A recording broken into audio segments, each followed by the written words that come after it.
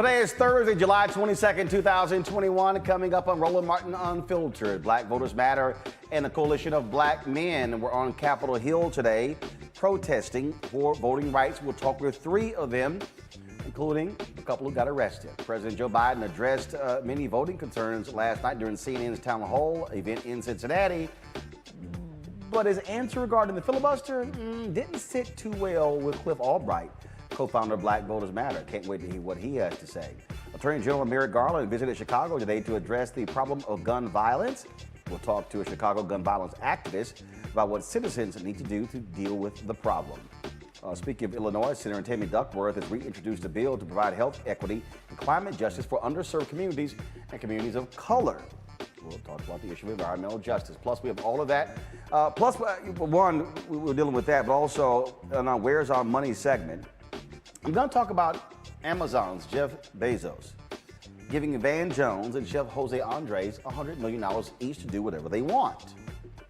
But I'm going to show you how Amazon could actually help the black community when it comes to their annual $20 billion marketing budget. Yeah, folks, aid versus investment, philanthropy to black communities versus helping black businesses. I'm gonna break it down for you. It's time to bring the funk on Roland Martin Unfiltered. Let's go. He's got it. Whatever the biz, he's on it. Whatever it is, he's got the scoop, the fact, the find. And when it breaks, he's right on time and it's rolling. Best believe he's knowing.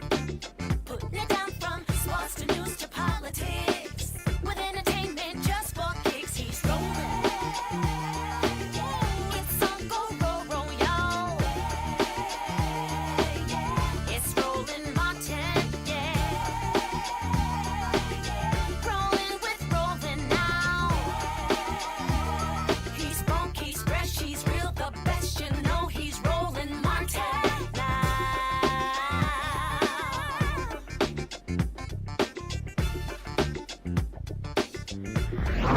Martin. Last week, black women were on Capitol Hill. Civil disobedience when it comes to voting rights.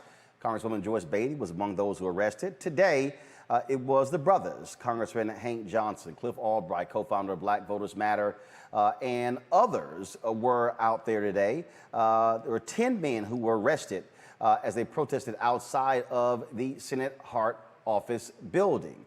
Roland Martin Unfiltered, we were there with our cameras, live streaming the entire event. If you go to our YouTube channel, you can actually see what took place with the event, folks.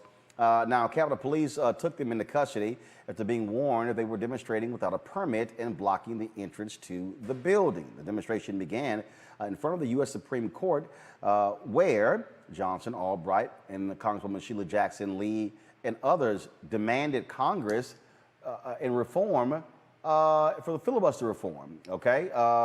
Guys, if I could hear the audio, it'd be great. Of course, they want them to pass, thank you. They want them to pass the For the People Act and the John Lewis Voting Rights Act. The goal is to have consistent pressure being applied, to Congress for Democrats to actually move. Joining us right now is Cliff Albright, co-founder of Black Voters Matter. Also, Mawuli Mel Davis, founding partner, Davis Bozeman Law Firm, and Dr. Wes Bellamy, chair of advocacy for the 100 Black Men of America. Glad to have all three of you here. Cliff, y'all have talked about sustained action, which what is needed. There were black women last week, and you're mobilizing the black men this week. That's right. Thanks for having me, Roland. Thanks for having us on. I'm so glad to be here with these brothers that were out there with us today. And so thankful for you and your team for covering the entire action from start to finish.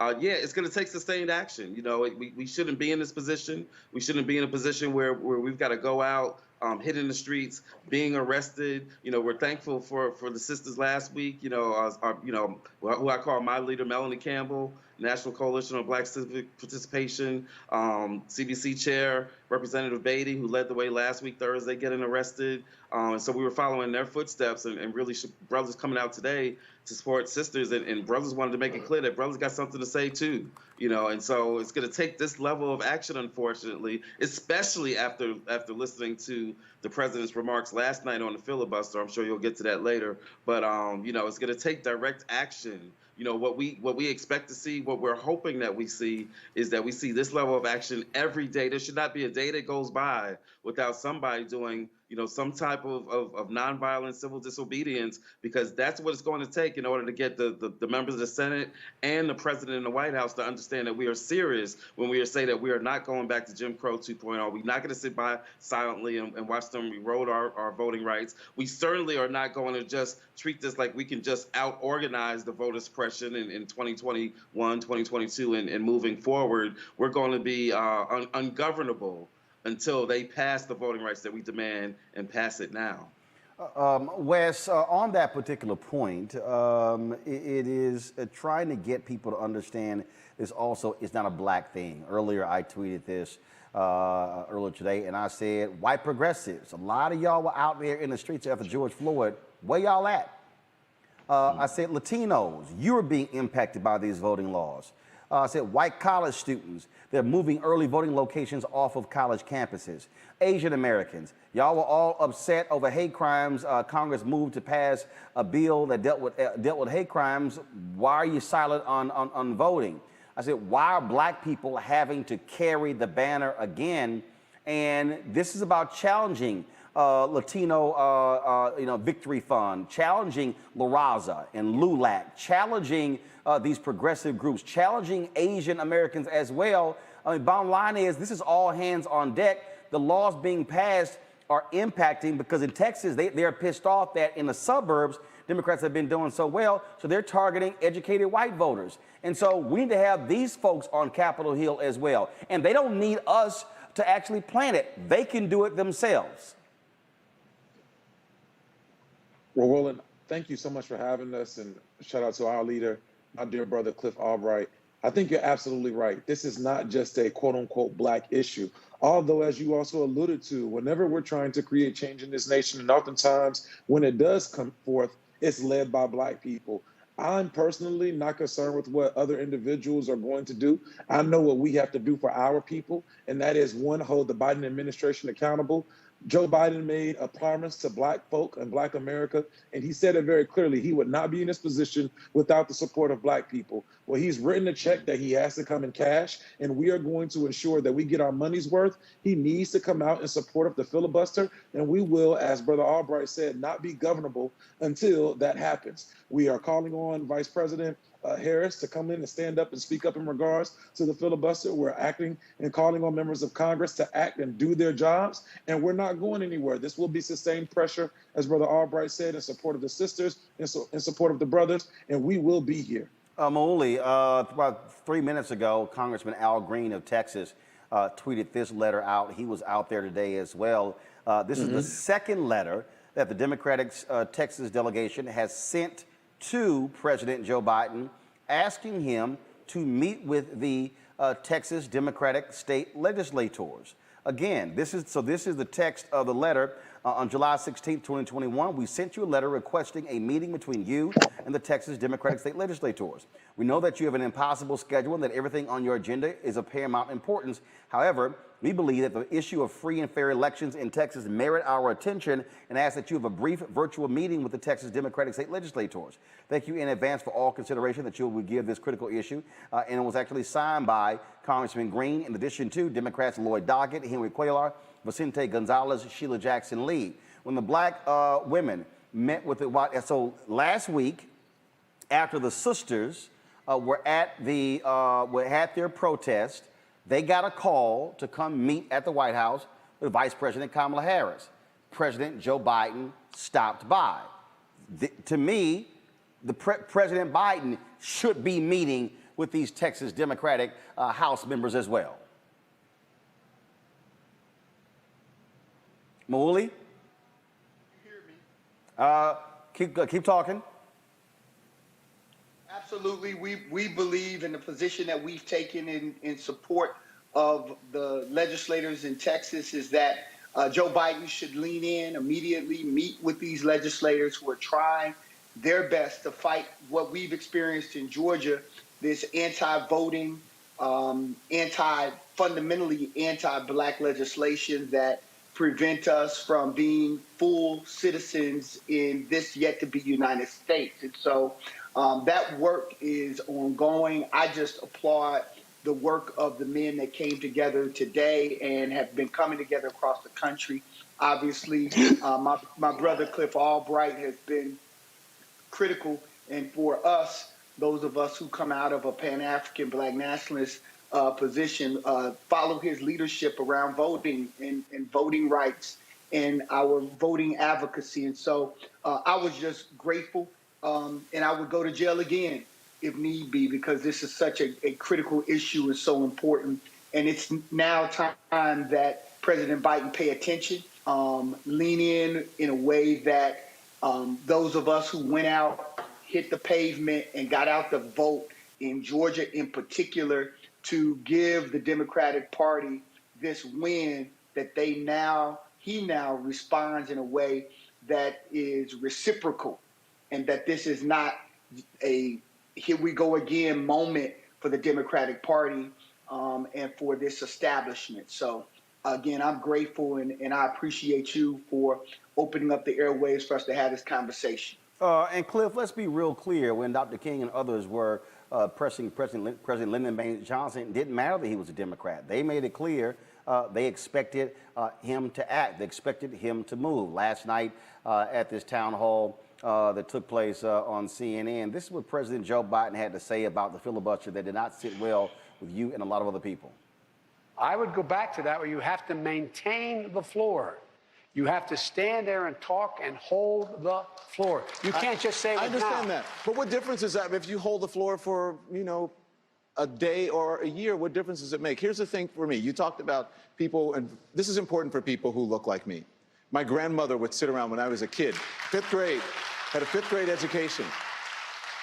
I learned that she couldn't read when I was doing my homework. She would tell me stories about people asking her to count the number of jelly beans in the jar, or the soap. And so why is protecting the filibuster, is that more important than protecting voting rights, especially for people who fought and died for that?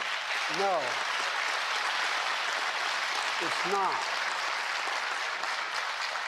I want to see the United States Congress, the United States Senate, pass S1 and S4, the John Lewis Act, get them to my desk so I can sign them. But here's the deal. What I also want to do, I want to make sure we bring along not just all the Democrats, we bring along Republicans who I know better. They know better than this. And what I don't want to do is get wrapped up right now in the argument whether or not this is all about the filibuster or, look, the American public, you can't stop them from voting. You tried last time. More people voted last time than any time in American history in the middle of the worst pandemic in American history. More people did. And they showed up. They're going to show up again. They're going to do it again. But what I want to do is I'm trying to bring the country together.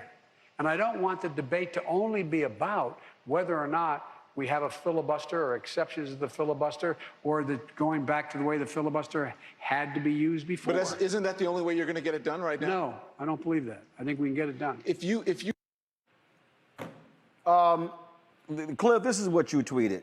In this response, Biden demonstrates at least 3 things. 1, he didn't actually believe a word he said in his passionate speech last week about how dire the current voter suppression is. The entire speech was a lie. He expects community activists, particularly black activists, to simply recreate the Herculean effort that it took to mobilize voters in 2020 and the 2021 Georgia runoff, and to do so in spite of historic new voter suppression. He lied when he said he'd have our backs. 3, he tells Don Lemon a blatant lie when he says the GOP votes are there, mimicking Joe Manchin, who is also lying. If you couldn't get a single vote to investigate January 6th, you're not getting 10 votes for voting rights. He's either lying or insane. My money is on lying.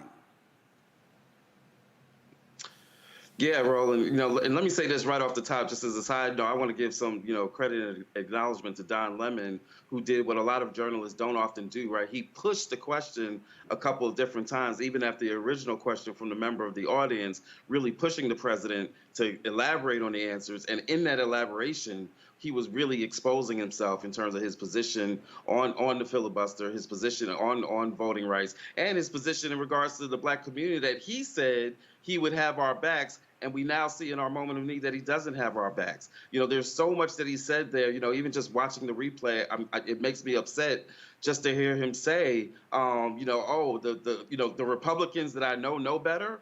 Who are those Republicans that you know? Name them. Yeah, name them, right? I mean, if I'd be glad to say that I was wrong, to say that he was lying. If he can name the 10 that he has, I'll even give him an out. You don't even have to tell me the 10 that you've got confirmed votes for. Tell me the 10 that you're targeting.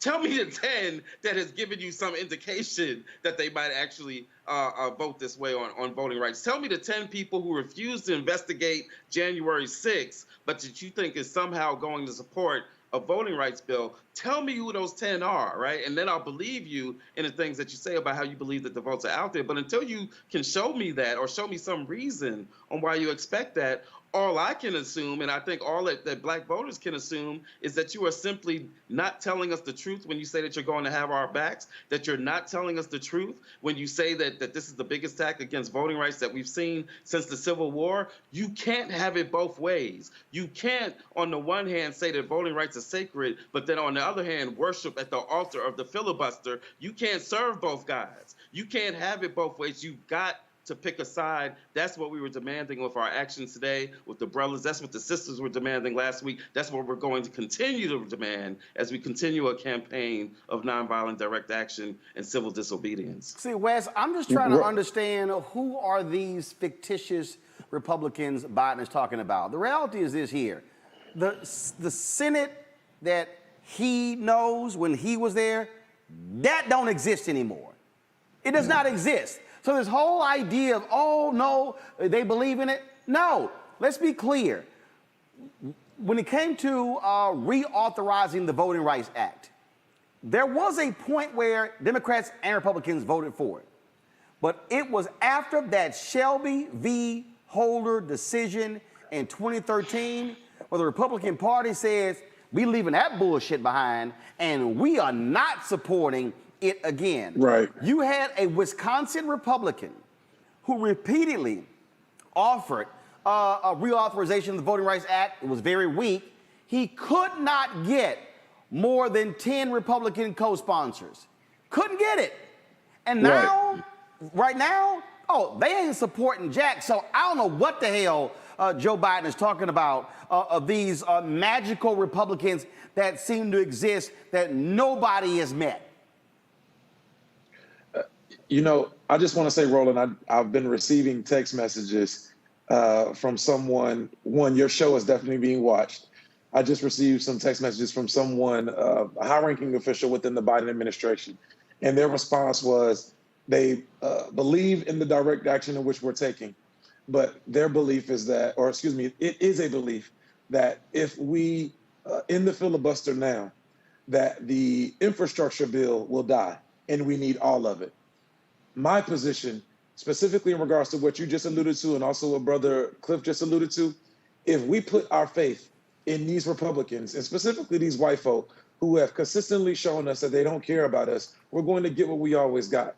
I'm furthermore disappointed that the president has chosen this position in which he is playing nice with his old friends over the Senate, over the values of people who put him in the administration. But I can't say that I'm surprised. And I think now it is important and imperative for all of us, specifically Black folk, Latino folks, Asian folk, but we know what we're going to do, to continue to hold the line and be very defiant in regards to, defiant as well as very bold in regards to our position. We're not going anywhere. We know that he doesn't have 10 Republicans who will agree with this. And the fact that he's holding our position and our values, specifically when it comes to voting rights, hostage, or using it as a tactic in terms of his overall strategy to try to get a multitude of things is disappointing. But I'm not going to expect or pretend that I expected anything more from this administration, and we will continue to have direct action. I am confused. I'm really confused on this one, Mawuli, because it was just a couple of days ago where the Republicans blocked Schumer on a vote on the infrastructure bill. Right. They right. ain't support. See, okay, so whoever the hell texts West, since y'all watching, let me be real clear. Mitch McConnell has already said we ain't passing none of this. Okay? They already said that. The second thing is when Biden came out and coupled reconciliation with the infrastructure bill, the so-called bipartisan bill, Republicans backed the hell off. So they ain't planning on supporting that $580 billion bipartisan deal that was struck because they're saying, oh, we're not going to support that, and then y'all going to come back with reconciliation? Nah, we ain't supporting neither one. But here's the other deal, okay? Why in the hell we got to sit here and wait on the damn infrastructure bill? Let me be real clear to the White House who is watching this show right now. You're not going to have a Senate majority after the 2022 election. You're not going to have a House majority after the 2022 election. Republicans right now can, as a result of the census, they can right now gerrymander a victory to take over the House solely by taking 5 seats in Florida and 5 seats in Texas. And so when Biden says, oh, they're going to come back out, no, they not. Because I'm telling you right now, the folk who came out in a pandemic to take out Trump and the Republicans, you got these white folks on the right who are hyped about critical race theory. And if y'all cannot show you are willing to fight for something, you not gonna have black people, brown people, young voters turning out in record numbers when we all know, Muali, we all know this, that in an off year, the party in power is more than likely not to maintain control. So, White House, y'all better swing and y'all better show some fight if y'all think folk gonna come out and fight for you in 22. Mawuli, go ahead. Is he still there? All right, Cliff, Mawuli, you're still there?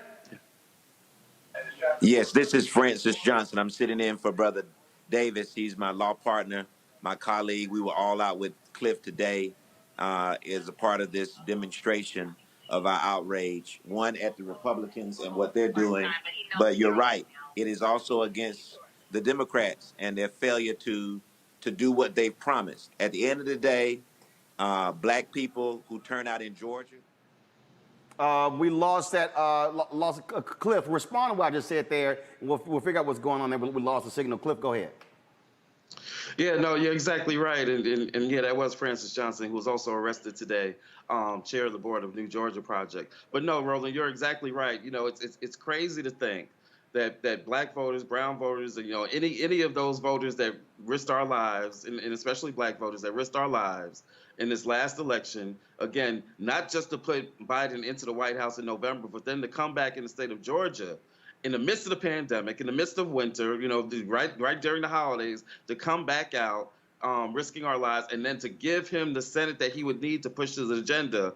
If they don't move that agenda, particularly in terms of issues that black folks have demonstrated that we care passionately about. We're talking about voting rights. We're talking about police violence in the George Floyd Act, right? You know, we're talking about HR 40. You know, if they don't move on these issues that black folks are expecting them to move on after we gave them the power to get some stuff done, you're not going to see the kind of turnout. And then add on to that on top of the fact that you'll have black voters that have been disillusioned, that will also be having to do this work, like organizations having to do this work in spite of historic levels of voter suppression, you can't out-organize the type of voter suppression that we're talking about. Just recently in the state of Kansas, right, where they passed a voter suppression bill, organizations are already saying that they are pulling back on their voter registration operations because of the bill that was passed in Kansas. It defines and gives a criminal charge if you pretend or you act as if you're an election official. And so that puts some of these organizations in a hard position, because if they're going out registering folks, they can, and it's worded so vaguely that just for doing something like doing a voter registration drive, you could be accused in the language of this bill as acting like you're an election official. And these organizations are saying, you know what, we can't even go out and register folks right now because of the voter suppression bills. You're seeing that in state after state after state. You can't out-organize that. You got to have some federal legislation to deal with that. And so you'll have both of these issues that we're confronting: voters that are disillusioned because they didn't see the kind of fight that you're talking about, Roland. And then on top of that, organizations that are dealing with a new ecosystem of voter suppression. That is a deadly combination, which, as you were saying, will cause Democrats to lose both the House and the Senate. And then, and regardless of what the vote looks like in 2024, you won't be able to get a Democratic president confirmed, because you'll be in a situation where they'll have the rules in where they can rig and they can overturn elections even if we get the votes out in 2024. And so it's a spiral, and it has to end now. There's got to be a fierce urgency of now in order to deal with this issue, pass the voting rights, stop the voter suppression right now. Last word, the other piece about what you said, which is very important. I met with the Texas delegation the other day, 2 days ago. They need to hear from President Biden. You are absolutely right, Roland, and Representative Green, who was out there with us briefly today, is right in that letter. The president has got to meet with that delegation. They are risking a lot. They are separated from their families. They're risking health and welfare. They're risking a lot in order to take this stance. The president at least owes them the dignity of meeting with them and discussing with them the situation that they're facing. See, here's the thing for me, Wes, that I need the folk at the White House, and they understand this here. They understand it. We ain't even having no infrastructure conversation if folk didn't turn out to help you get elected. Right. We ain't having an infrastructure conversation if folks did not turn out in Georgia to make sure Warnock and Ossoff won. That's how you got a 50-50 tie. Well, I mean, we ain't even having a conversation. So you cannot get an infrastructure bill without Ossoff and Warnock winning.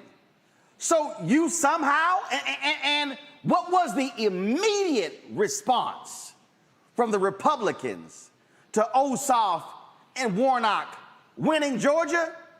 Georgia voter suppression bill. Florida voter suppression bill. Iowa, Arkansas, Texas. I can do a roll call. So I'm just trying to understand. You want to talk about the infrastructure bill here when, if this don't happen, you ain't even in control of the U.S. Senate. And you know, Roland, you're absolutely right. And I think, even to put it in more simpler, in layman's terms, if you will, the fact in which the president is so steadfast in terms of knocking off his agenda items in a very staggered list, in a very way and manner in which he believes he has to follow this particular path that he created prior to going into the administration, and he's going to do his quote unquote things in order. He is refusing to understand and realize that if he continues to go down this path in terms of emphasizing and valuing infrastructure over voting rights, he is not going to have a base to be able to vote for him or his administration to get any of his items through after 22 and definitely in 24.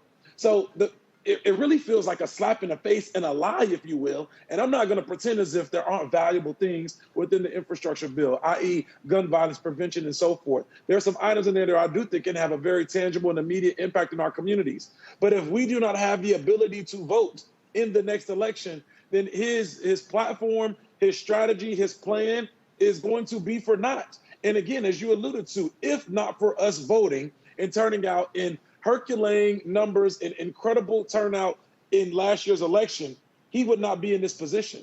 So if he can't audible, then he deserves to be sacked. And I'm just going to leave it at that. Look, Cliff. I don't quite think folk in the White House realize we also know history too. The black folks in Selma, in Albany, Georgia, and in Birmingham, and Lowndes County, Van Lou Hamer, Septima Clark, Stokely Carmichael, Fred Shuttlesworth. We can go Reverend Dr. James Lawson, Nashville Movement, C.T. Vivian. Those folks were not willing to accept other stuff put forth by LBJ in front of their agenda. And so President Biden, Vice President Kamala Harris, Speaker Nancy Pelosi, who was almost a year since we asked her to come on this show, and she hasn't responded. Well, she's responded, the answer's been no. Y'all better understand something real quick. That is, we ain't going nowhere. We ain't going nowhere. And see, it ain't happened yet, Cliff, but I'm saying to Biden and to the folks texting you, West, y'all gonna look up and gonna find 5,000 people standing in front of the White House gates, chaining themselves to the gate, getting arrested to get your attention. I'm just saying, y'all keep sitting here joking, because here's the deal, Cliff. If action is not taken in the next 90 days, if you get down to November or December, it's too late, because the federal courts are going to say, not enough time to implement for the primaries in 2022. That's right. Absolutely right. No, you're exactly right, Roland. Last week's action was at the Senate office building. Today's action was at the Senate office building. We're calling for ongoing direct action, but some of that direct action eventually is going to have to be pointed at the White House. Unless there's a change coming out of this White House, then we're really going to have to ramp up the discussions, because at the end of the day, we know the Senate isn't moving on the filibuster, but part of what we believe is that if President Biden would show more leadership on this, if he would give a clear statement saying, I want filibuster reform, I want to carve out for voting rights, whatever it may look like, versus what he said last night during that town hall, if he were to take a firm position to end or modify the filibuster, we believe that could happen. And so, at the end of the day, and to be clear, Roland, I know you know this, and I know Wes knows this and all that, none of this is to say that we excuse those people who are the ones that are the source of the problem, right? The source of the problem is those people that are attacking our voting rights, the ones that are trying to pass these voter suppression bills, the ones that are pushing the big lie, right? The ones that are trying to take us back to Jim Crow, right? The Republicans that are pushing all this, they're the source of the problem. We know that, but we can't harp on that, because at the end of the day, the folks that are supposed to be on our side, if it's like if you're in a fight, right? And you're going up to fight against a crew of other folks, and you look around you, and the folks that are supposed to be in your crew and on your team that you thought were on your side, you look to your side and they're not there, and they're about 20 steps back. Then before you can really engage in that fight, the first thing you got to do is get your crew together. You got to look to your left and be like, no, I need you by my side in this fight, because you said that you had my back. That's what we're doing right now when we point out these Senate Democrats and we point out the White House. You said you had our back. We risked our lives to give you the power. Now we're asking you, we're demanding of you that you use the power that you have in order to protect our voting rights. And in turn, by protecting our voting rights, you're protecting the rest of the agenda, all the other good stuff that you want to get done, infrastructure, living wage, all the other stuff, COVID, ongoing COVID relief, all the rest of the stuff that you want to get done. We want to see that, but what we're trying to tell you is you can't have any of that until you protect our voting rights. It's simply, Wes, it is not going to happen. And again, it was one of those things where sometimes you got to let folks know who your friends. I ain't playing. It sort of reminds me, my daddy would often say, I ain't your friend. Now, y'all can talk a certain way to your friends at school, but I ain't your friend. President Biden needs to understand. Senate Democrats need to understand. This is personal. What did Common say in the song Glory? We said freedom is like a religion to us. That's right. Voting is tied to our freedom. And there are people who are sitting here watching me. I see them trolls. They always run their mouth saying, vote ain't changed nothing. First of all, you can't change any policy in America without voting. Right. You cannot change any policy. And what they had better understand is, to Cliff's point, if it's time to swing, I'm fully expecting folk to show up ready to swing. But what I don't like are parking lot militants, the folk who talk a good game, then when it's time to swing, then all of a sudden they want to play, can't we all get along? No, we ain't got time for that. McConnell has thrown down the gauntlet. Abbott has thrown down the gauntlet. Kemp has thrown down the gauntlet. DeSantis has thrown down the gauntlet. They have all sucked up to the bullshit lies of Donald Trump and the big lie. Now the question is, are we going to have some Democrats who going to have some guts? Because if you're going to wear aviator glasses, damn it, have a swagger and an attitude of a fighter pilot and go fight. I got one more for you, though, Roland. As you were alluding to, and as Cliff was talking about, when we look to our left and to our right, who's in here fighting for us, and Roland, you hit this on the head earlier.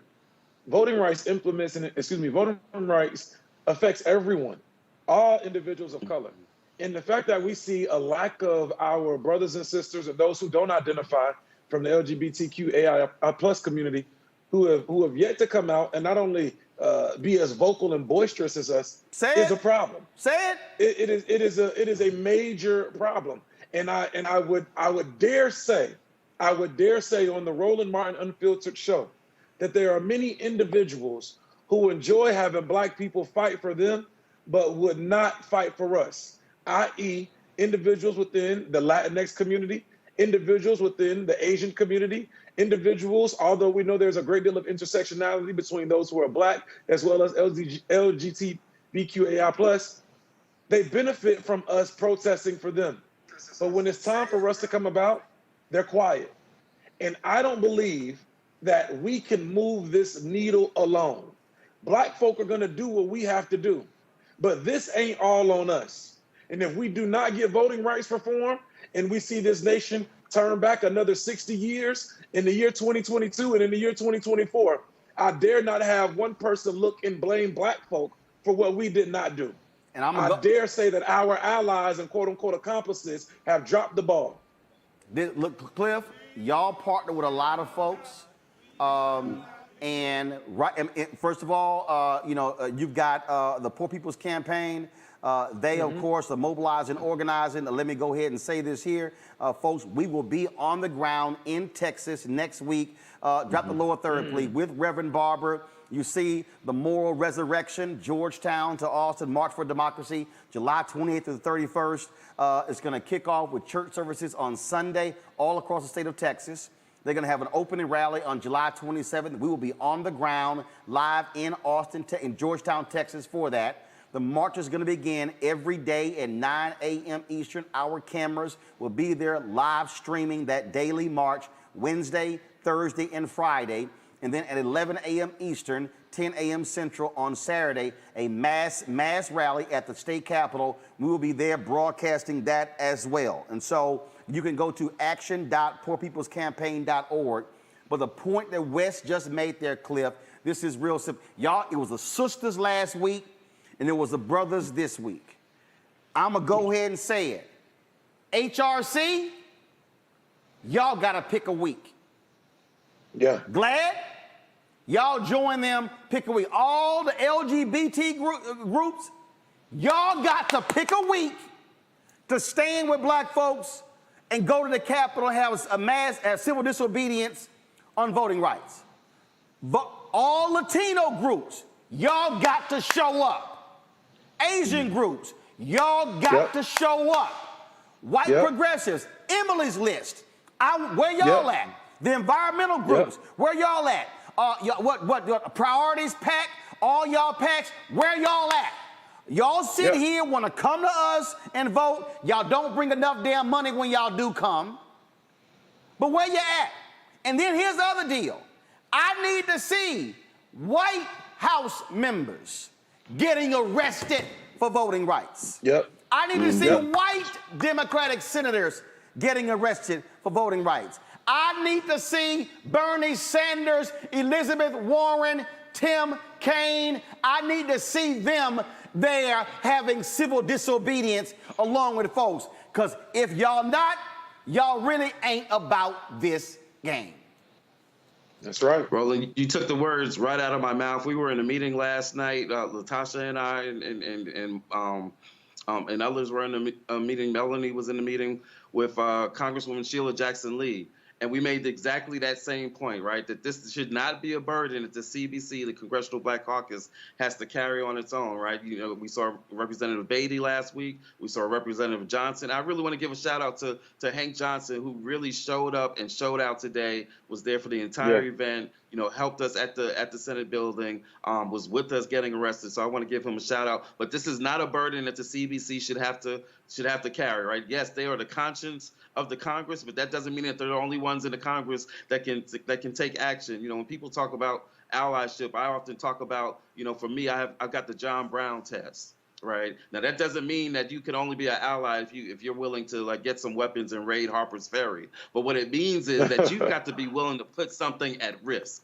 Right, that we can't just be allies, you know, by being on social media, right, or even by writing a good op-ed. We got to be willing to put something at risk, right? Our time, our bodies, you know, our financial resources, but you got to be willing to put stuff at risk. That Texas delegation is a good mixture of people who have actually put something at risk, right? But we need to see more of that. Like you said, we need not just somebody taking a week. We need somebody to take every day, right? We need labor to take a day for some civil disobedience. We need, you know, the white women's organizations to take a day. We need everybody that's in this coalition. We need elected officials to join them there. Yes, their primary purpose is to vote. We get that. We need you to legislate, right? We need you to be as Congresswoman Jackson Lee said last night, you know, that we want you at the appropriations to cast that vote because we need you legislating. But we also need some of these other legislators, you know, our friends in the Progressive Caucus, you know, our friends in some of the other caucuses,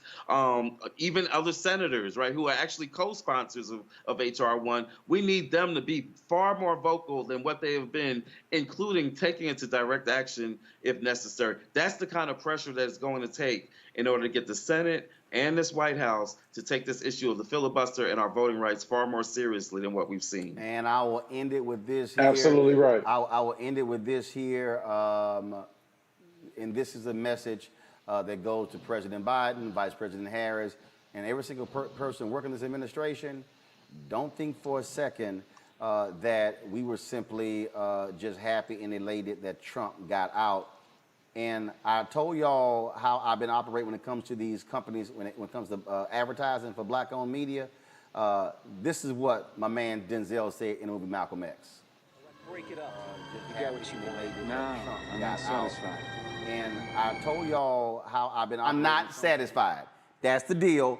We ain't satisfied, Wes and Cliff.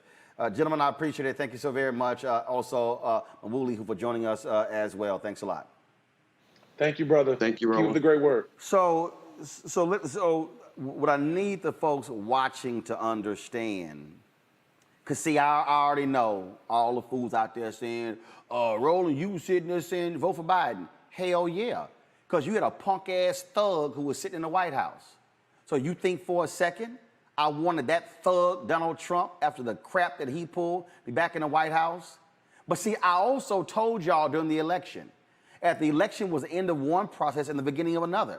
I told y'all last year that we got to put that level of heat on them as well when it comes to doing what we need them to do. See, that's the thing. I was never under any illusion that these things were going to happen just automatically because Biden and Vice President Harris in the White House. And y'all need to understand, they 3 blocks away. Y'all need to understand, we're at 16th and K. They 3 blocks away. I can look outside the window and see the White House. See, so this is about us flexing our power and using our muscle to put the pressure on folk to do what's right.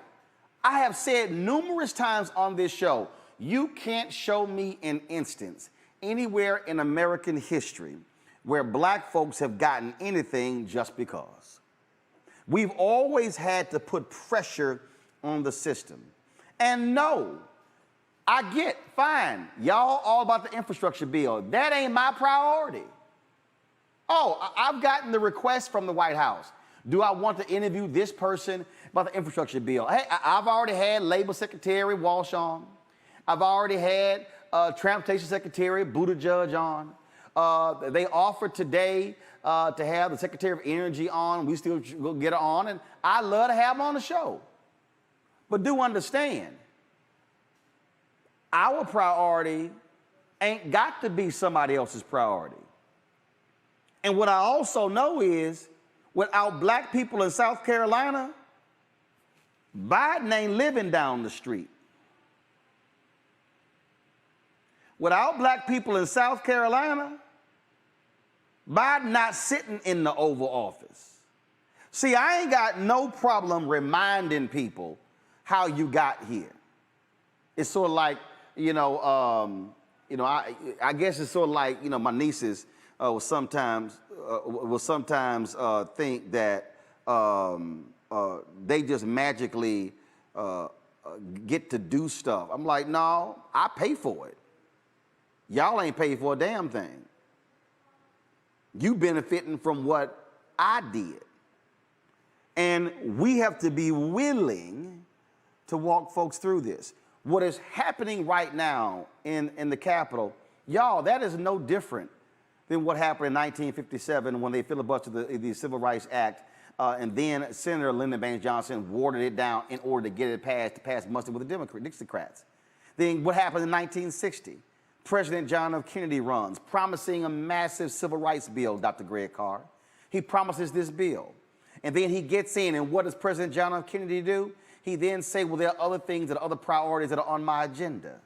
And then once he does that, and then there are other things, and then you have the Bay of Pigs, and then you have the Cuban Missile Crisis. You have all these different things that go on, and you have Dr. King and others who are saying, no, but our stuff's still here. See, for everybody who don't know Dr. Carr, people talk about the 64 Civil Rights Act, 65 Voting Rights Act, 68 Fair Housing Act. What they don't understand is that all of those bills actually were in one bill in 1961.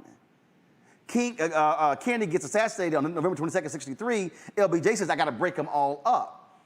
And so it took 8 years for those 3 bills to actually pass. It took JFK, RFK, MLK, Medgar, all getting assassinated, 4 little girls in Birmingham, Jimmy Lee Jackson in Selma, riots in multiple cities in the country for those 3 things to pass. So for the people who are watching, who are saying, I don't know why y'all sitting there making all this noise, it's because that's how it happened before. It's true, Roland. I mean, first of all, that was a hell of an hour spent with our brothers. It was good to see my brother Wes Bellamy, who many people may remember came to national and international attention as the vice mayor of Charlottesville, Virginia. You know, that young brother when the white nationalists attacked and killed Heather Heyer and did what they did down there. And I always cliff on the wall. And my man, Mauli Davis, who was a frontline warrior. And I saw him and I watched the coverage as you were live streaming, Roland. And when I saw Mauli out there, I said, okay, they got the best lawyer they can have. I've known that brother for a long time. And when I saw him get in line and put his fist up, and Mazzamella and them, I'm saying, hold on, I think Mauli's probably supposed to be there to help bail cats out. So when Mauli went to jail, but you of course have laid it out, and I think it's important for people to understand that this is exactly like the 1950s and 60s, and it's also different. See, I think we tend to focus on domestic policy, for example, without the international context. And again, you showed. You streamed the memorial service out of Haiti, which is very important. Again, y'all got to support this platform. If you weren't watching today, go back and look. But this post-World War II, the United States needed to make some concessions on the domestic front when it came to black people, because they were fighting a propaganda war with the Soviet Union and China. And so, you know, when you see Brown versus Board of Education, when you see the Civil Rights Act of 1957 under Eisenhower, when you see the one of 64, as you say, and the Voting Rights Act of 65 and the Fair Housing Act of 68, the United States is also in Vietnam. But what the difference between then and now is capitalism has reached the limits of expansion, meaning there are no more markets. And so what you're going to see now is people are trying to take markets from other people, and business is driving all of this. So on the domestic front, you know, they don't need black people the way they needed them in the 1940s, 50s, and 60s when this was still an industrial-based economy. But that's gone now. We're in the post-industrial age. So what you're basically seeing is that the elites, Democrat or Republican, being driven by the corporate base and the big money folk who are already been global, have already been global, they are gambling that we don't have anywhere else to go. So the conversation that you all were having is very important. And it's also important, as you say, if we understand history, then this is basically where we are. We don't need a crystal ball for this. The contradictions in this settler state are being laid bare. Now, people don't like it necessarily when I say this, but I'm going to say it anyway because I really don't care whether people like it or not, because this isn't a question of opinion. It's a question of historical analysis. This isn't a country. Please understand, when I say that, I mean there is no such thing as the American people. There are many different people in a federal state who, at their best, have worked together to advance common interests when they didn't see any alternative. That's why, as Wes said, all these quote-unquote allies, when you ask them to come out, they're not coming out. Why? You got to make it clear that it's in their interest too, because there is no such thing as the American people. There's a federal state. And the thing that has held this state together, quite frankly, simply put, the thing you're writing the book about that's going to come out soon when you talk about white fear, the thing holding this country together is white nationalism. And so these white boys don't have anywhere else to go. It's what rallies the base. It's what turns out votes. And so I'll end with this. In terms of priorities, there's one question that should be driving black people. It should be the same one that drove us since we got kidnapped and brought into this criminal enterprise. And that question is, how does it free us, as Sonia Sanchez would ask? Another way of asking that question is, what is the benefit to us? And who loses if certain things happen? Now, Bernie Sanders wanted a $6 trillion plan. Okay, it didn't get through. And no, he ain't out there getting arrested. But what they have queued up is a $3.5 trillion plan, which includes Medicare expansion. Y'all saw the life expectancy rate went down for black people over the last year. COVID had a lot to do with that, but it ain't never been great. There's Medicare expansion. There's the child tax credit. They want to extend that to 2025. There's free community, not free, taxpayer subsidized community college, and HBCUs get billions of dollars. Universal pre-K, subsidies for the Affordable Care Act, all that stuff we want. Now, on the other side of the ledger, when Joe Biden tells Don Lemon, look, man, you can't stop people from voting. That's not true, and true at the same time. What do I mean by that? These white nationalists have passing these laws in these state legislatures are not at the point yet where they can say, we can stop you from voting. We can fill out every line, we can cross every T, dot every I, and not to say that we still won't be stopped, but we can overwhelm that system. But here's the problem. We haven't developed our historical analysis and logic enough to understand that in a multi-strategy war, no, we don't have another option if you want to expand Medicaid and the rest of this than to ride with these people who we know are part of a two-party system that's really a one-party system, corporate state system. But the alternative is when this thing falls apart, y'all ready to strap? Y'all ready to go for the strap? Because I'm telling you right now, and I'm looking at it as a person without a stake in this, because I never believed in the United States of America. It's a fantasy. So, but if you're ready to strap, if you're ready to go to the strap, then go out there and bang and say, devil take the hindmost. But understand something. History shows us this is where it is headed. When they lose the Senate and they lose the House and then lose the presidency, all you people in the military, y'all gonna have a choice to make, because that's when they roll the tanks into your neighborhood. And then you say, well, damn, I had a chance when I could register and vote. But guess what? I'm gonna be like, hey, you did have a chance. Now let's go out here and get the strap. Because guess what? It was headed that way all along. This is how criminal enterprise like the United States ends. You better listen to this conversation of the last hour, because that's just a stopgap measure. And I'm not sure I would get into the same debate with Joe Biden. Because I understand where you're coming from. See, look, the thing for me, Faraj, is real simple. And that is the things that we want on policy, we can't get if the people who we want to deliver can't get elected. This ain't hard for me. If the voting restrictions are put in place, I need everybody who's listening to my voice understand what I am telling you. This does not just impact presidential and congressional and senatorial elections.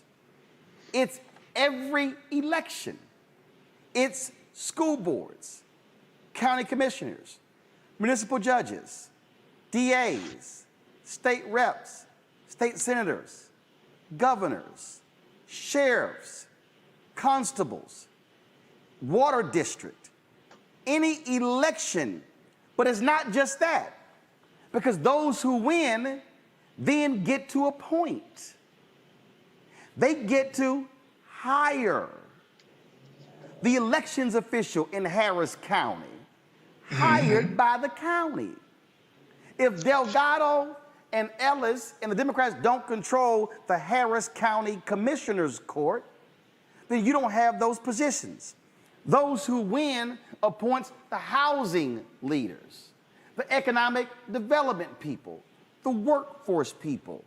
They appoint all of that.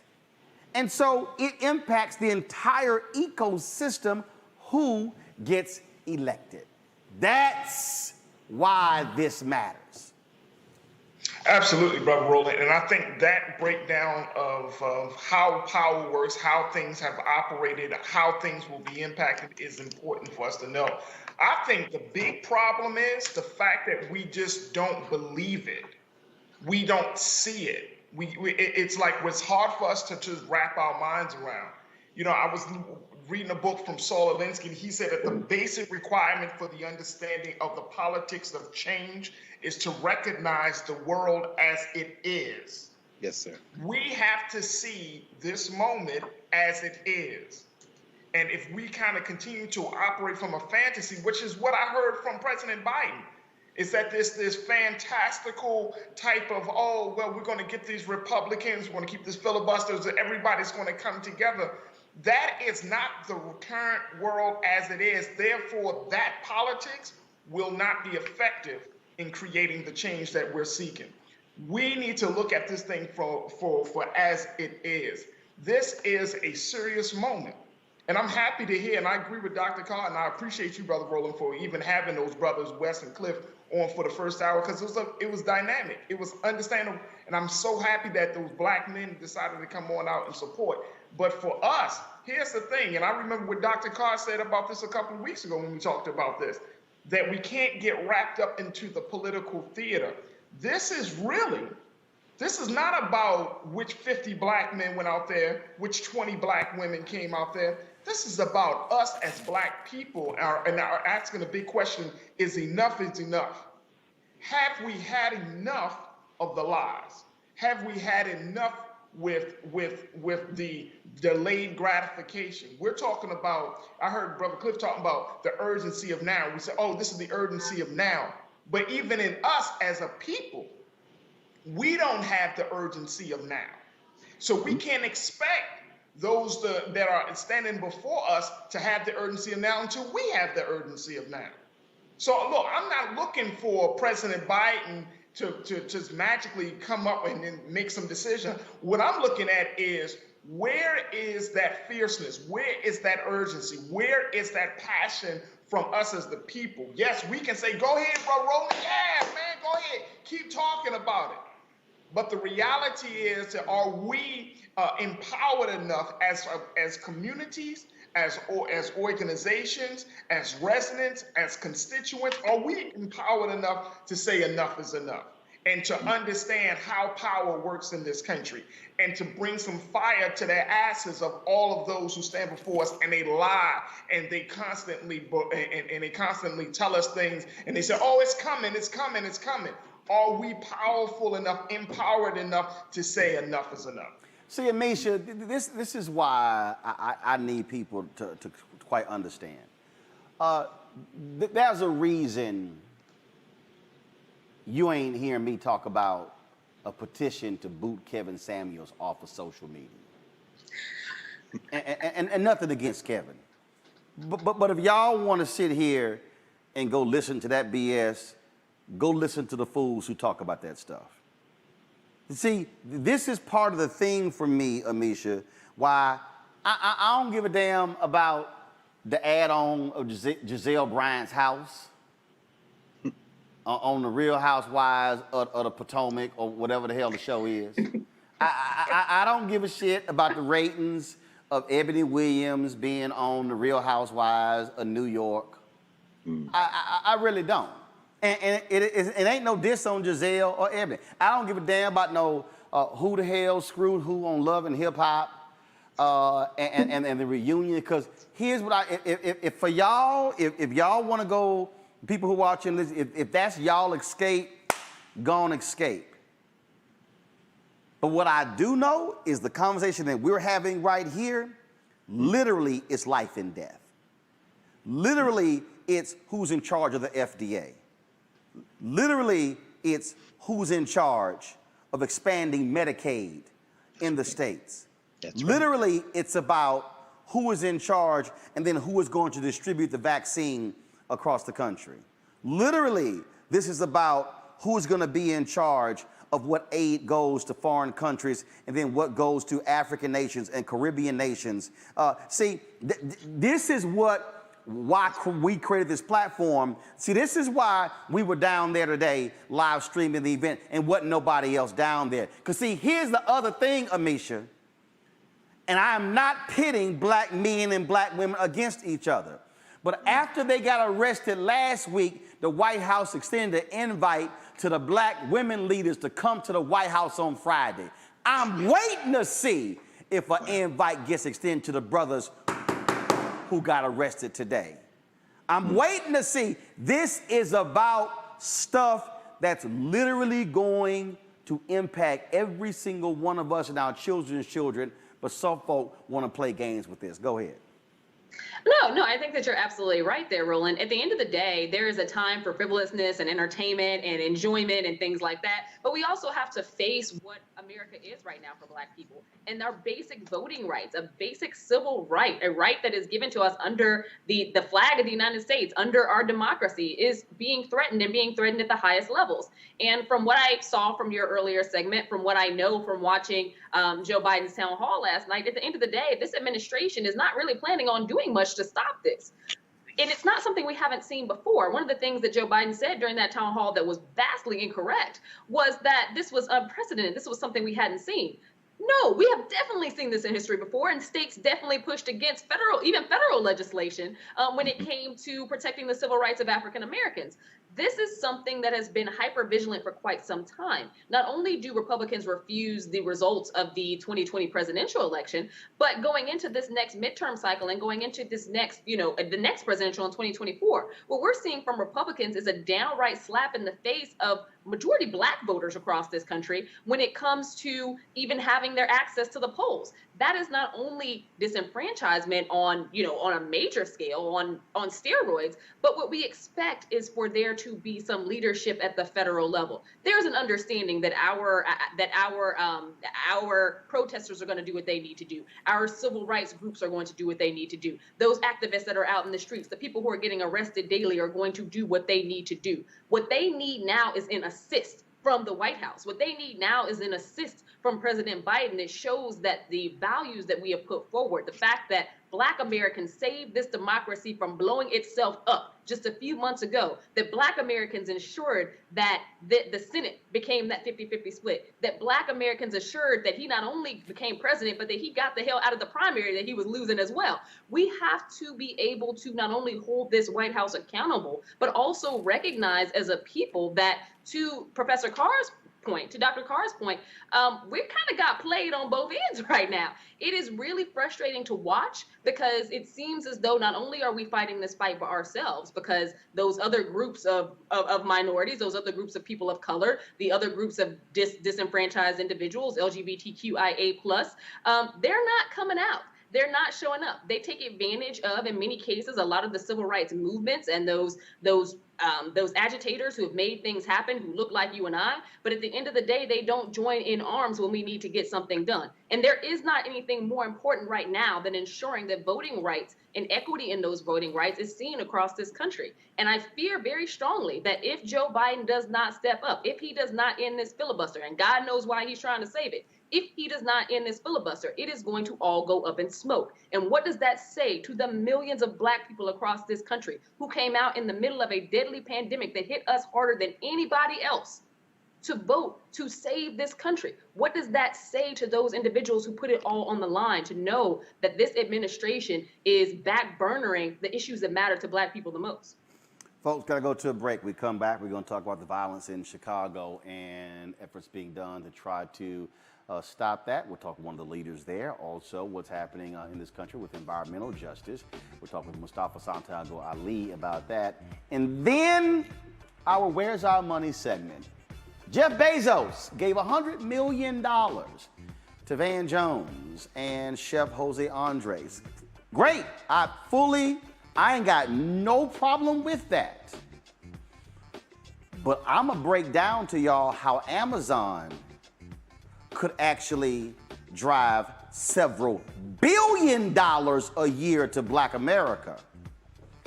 Let's see if that challenge is accepted. You're watching Roland Martin Unfiltered, the blackest show out here. We'll be right back.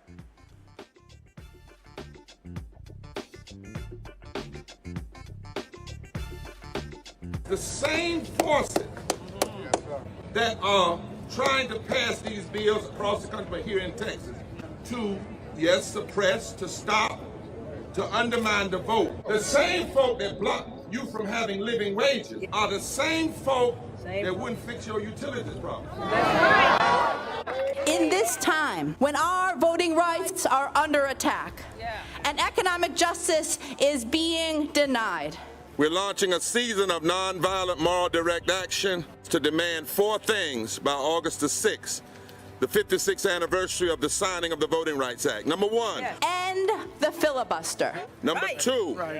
Pass all provisions of the For the People Act. Fully restore the 1965 Voting Rights Act. And number 4, raise the federal minimum wage to $15. Pass the For the People Act. That is the last best hope for voting rights, not just in Texas, but Georgia and Florida and about a dozen other states. Pass the John Lewis Voting Rights Bill and the For the People Act. Let our people vote. The Latinx community is the rising electorate in Texas, and our representatives are threatened by these shifting demographics. Our pathway to citizenship, to a living wage, depend on our access to the ballot. This is not just a Black issue. That's right. This is a moral, constitutional, and economic democracy issue. I think in Texas that it is time for a Selma-like. I think we ought to march from Georgetown to Austin. And we ought to come to Austin, but we ain't coming to Austin just for Austin. We come to Austin to save the Washington, D.C. Which side are you on? And don't tell us you can't do all of this. You must do all of this for the soul and the heart of this democracy.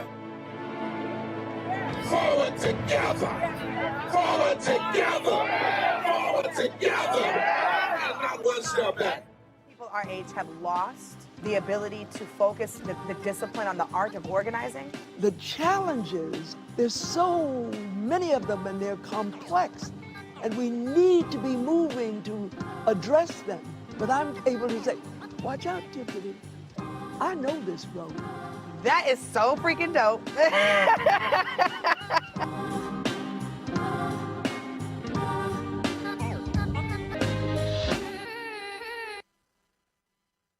Yo, what's up? This your boy Ice Cube. What's up? I'm Lance Gross, and you're watching Roland Martin Unfiltered.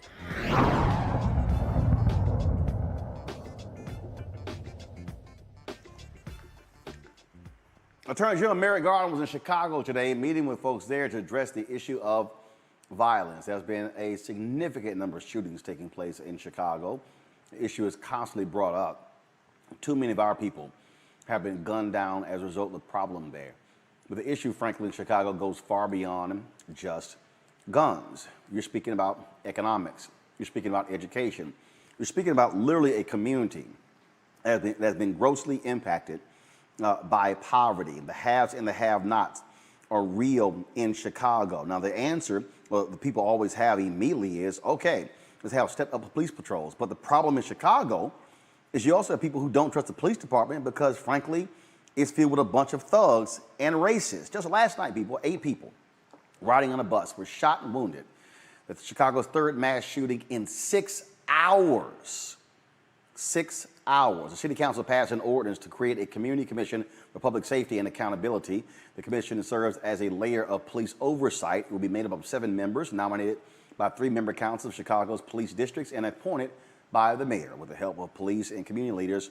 Garland and the Justice Department, like I say, are launching strike forces formed to fight the gun violence surge in major cities, including New York, Los Angeles, San Francisco, the Bay Area, and Washington, D.C. Joining us right now is Teal, Mr. Ceasefire Hardeman, the Executive Director of Violence Interrupters. He joins us. Teal, glad to have you back on Roland Martin Unfiltered, man. No, it's always an honor to be on your show, brother Roland Martin, always. So here's the thing. You got all these folks who are running around and the politicians and folks saying what needs to be said. What are the community folks saying needs to be done to stop what is causing the gun violence and how to stop it? Okay, good question, Brother Roland. This is what's going on. I really like your last guest. He talked about the urgency of now. The elephant in the room is the gun violence that continues to take lives every day in Chicago and the epidemic of shooting all over the place. What's going on is that there is a need right now, and I don't want people to take this the wrong way. There's a need for an African-American, sort of like an army of African-American men to take to the streets of Chicago and mediate these beefs and conflicts with these young brothers in the strongest possible way. And I say an army because it's going to take this type of effort. We continue to look in the wrong directions for solutions. I'm not anti-police, but police cannot solve this issue. It's a cultural issue, Roland. And everybody that's listening to your show and watching your show, they have to understand it's a cultural, tribal issue that's going on. Right now, it's fashionable for people to shoot at crowds of people, at gatherings, shoot when they have mass gatherings. It's also fashionable for some young men to carjack people. Right now in Chicago, we have over 400 homicides so far to date. Over 2,100 people have been shot, and carjackers are back on the rise again. So everybody's talking solution. We're looking in the wrong direction. The police cannot solve this issue. This is an issue that black men must solve. It's the urgency of now, Roland. So that's your solution. That's a solid, fail-proof solution. Imagine 10,000 black men, and women can join as well, but initially the men have to step up and bring these brothers to the table in the strongest way and mediate their conflicts. That's what's going on, Roland. So who is doing that? When I lived in Chicago, I actually led an effort when I was on WVON radio. We put the call out. 1,000 black men showed up at the House of Hope. You've had Reverend James Meeks, who's also done things in the past. You've had Pastor Corey Brooks, who's done things in the past. So what you're laying out, who is making that call, and are they responding? Well, it's going to take a little bit more time. Nobody's really making the call. I put information out on several occasions. A lot of people are trying to connect with me now as we talk about it, but this is a bigger type of method when it comes down to really reducing the gun violence. The reason I say this, Roland, because the homicide clearance rate is a dismal, like 13-14% in Chicago. And so to answer your question more directly, I'm in the process of organizing a lot of brothers now, but it's going to take a little time because everybody's busy, and a lot of people have excuses why they do not want to get involved with that type of intensity of dealing with our young brothers on the street. So it's going to take a little time to just be direct with you, Brother Roland. Well, here's the deal. We were in Chicago just a bit ago, doing the show from there. And what if we do this here? What if we actually, what if we call, love to get Faraji and Greg to roll with me. What if we say, hey, we want a brothers only town hall. What if we do it at the House of Hope? It seats 10,000. Now, granted, we can do social distancing, so we can put 5,000 in there and call that and do a massive town hall and have this conversation and talk about how to make it happen. Yeah, I love it, Roland, and I already have a title for it. We can title it The Ultimate Sacrifice for Peace. This means that African-American men must sacrifice right now because everybody keeps talking about money, economics. That's important as well, but I'm here to tell you, you can drop $1 billion in the heart of the community right now. If we do not address this issue as a cultural issue, we're still going to have high levels of shootings and killings in Chicago. There are too many people that are hurting. There's a lot of trauma going on. Kids have been shot. Women have been executed. So I'm not just trying to paint a bad picture, but I want to say on the good side, on the positive side, yes, if we organize that town hall session with 5,000, men to come together and then we strategize and basically deal with this. And after we have that town hall rolling, we have to hit the streets, okay? We have to go out there and meet them guys where they are and bring them brothers to the table. Make sure we enlist their family members to be a part of it with us as well, because all the shooters in Chicago have family members they care about. So they may listen to some of their uncles and their fathers, and then along with the brothers backing up their family members, we can get the job done. But it's going to take a massive effort like this, Brother Roland, a massive effort, seriously. I don't know I know Illinois has been very hesitant when it came to gatherings. So let us know what the details are about mass gatherings in the state. And then let's go from let's talk about it. And I have no problem at all bringing our cameras there and streaming this to the rest of the country and the world. So let's do it. And let me say this to you also, Roland, I would love, and I was thinking about you earlier today, I would love to facilitate a peace circle with you and about 20 brothers from the streets, some of the young brothers, so we can have a restorative justice peace circle live with your film crew. I think it would be really great so we can hear from some of these young guys and some young women on what they think is really going on, what kind of solutions they're thinking about. But overall, the bigger level, like I said, is black men uniting, sort of like an African-American army of brothers, in a good way, not to stand down on the young guys, not to hurt nobody, but to bring them guys together in the strongest possible way. I need everybody to understand this. And my people know what I'm talking about. The strongest possible way. Bring them together, resolve the conflict so people can live instead of die, Brother Roman. All right, let's do it. Roland. Sorry about it. Yes, indeed. Okay. T.O., we appreciate it, man. Thanks a lot. Always. Thank you. Faraji, at the end of the day, if we don't actually step up and have an inter-family conversation, then it ain't going to happen. And it ain't going to happen at all. And I'm so happy that you put out that action item, Brother Roland. I personally have worked with a group of black men in Baltimore City called the We Our Us movement. This is a group of black men, and for over nearly 3 years, Brother Roland, we have, in Baltimore City, we've had a violence problem like no other city. And our numbers are crazy right now, unfortunately. But for nearly 3 years, these black men walk through neighborhoods, black men from the Nation of Islam, from the local churches, from organizations, black men. Of course, the sisters have been there, but this is predominantly black men who have been walking through the streets of Baltimore, East Baltimore, West Baltimore, South Baltimore, providing resources, jobs, opportunities, but most importantly, Brother Roland, providing hope. And I have gone along with them to be a part of these walks. So there is a model. There is a model. And I'm going to tell you that this type of work, like Brother T.O. is looking to do, can be done. It just needs to have a model. In Baltimore, we have a model. We're still dealing with it because violence is still entrenched in the culture of Baltimore City. But there is a model. There's a group of folks that I know we can connect with. And like you said, Brother Roland, we can bring people together. Let's go to Chicago. Let's try to implement or set up an infrastructure of peace. And then let me just add this, that we can bring the next generation of young black men. I'm talking 13, 14, 15. And this helps them to get to growing through that rites of passage of manhood, where they can come out and see their fathers, their uncles, their grandfathers walk in the streets, go into places where the police don't respond too well, going into places to offer resources and jobs and other opportunities, but most importantly, going into places without guns, without any type of any type of weapon, but just going in there with the heart, the mind, and the spirit to create peace. And I know it. I'm a part of the Nation of Islam. I've seen this with my own eyes. This is what can be done. We can do it in Baltimore. We can certainly do it in Chicago. So I'm ready for it. I would love to be a part of that trip. Great car.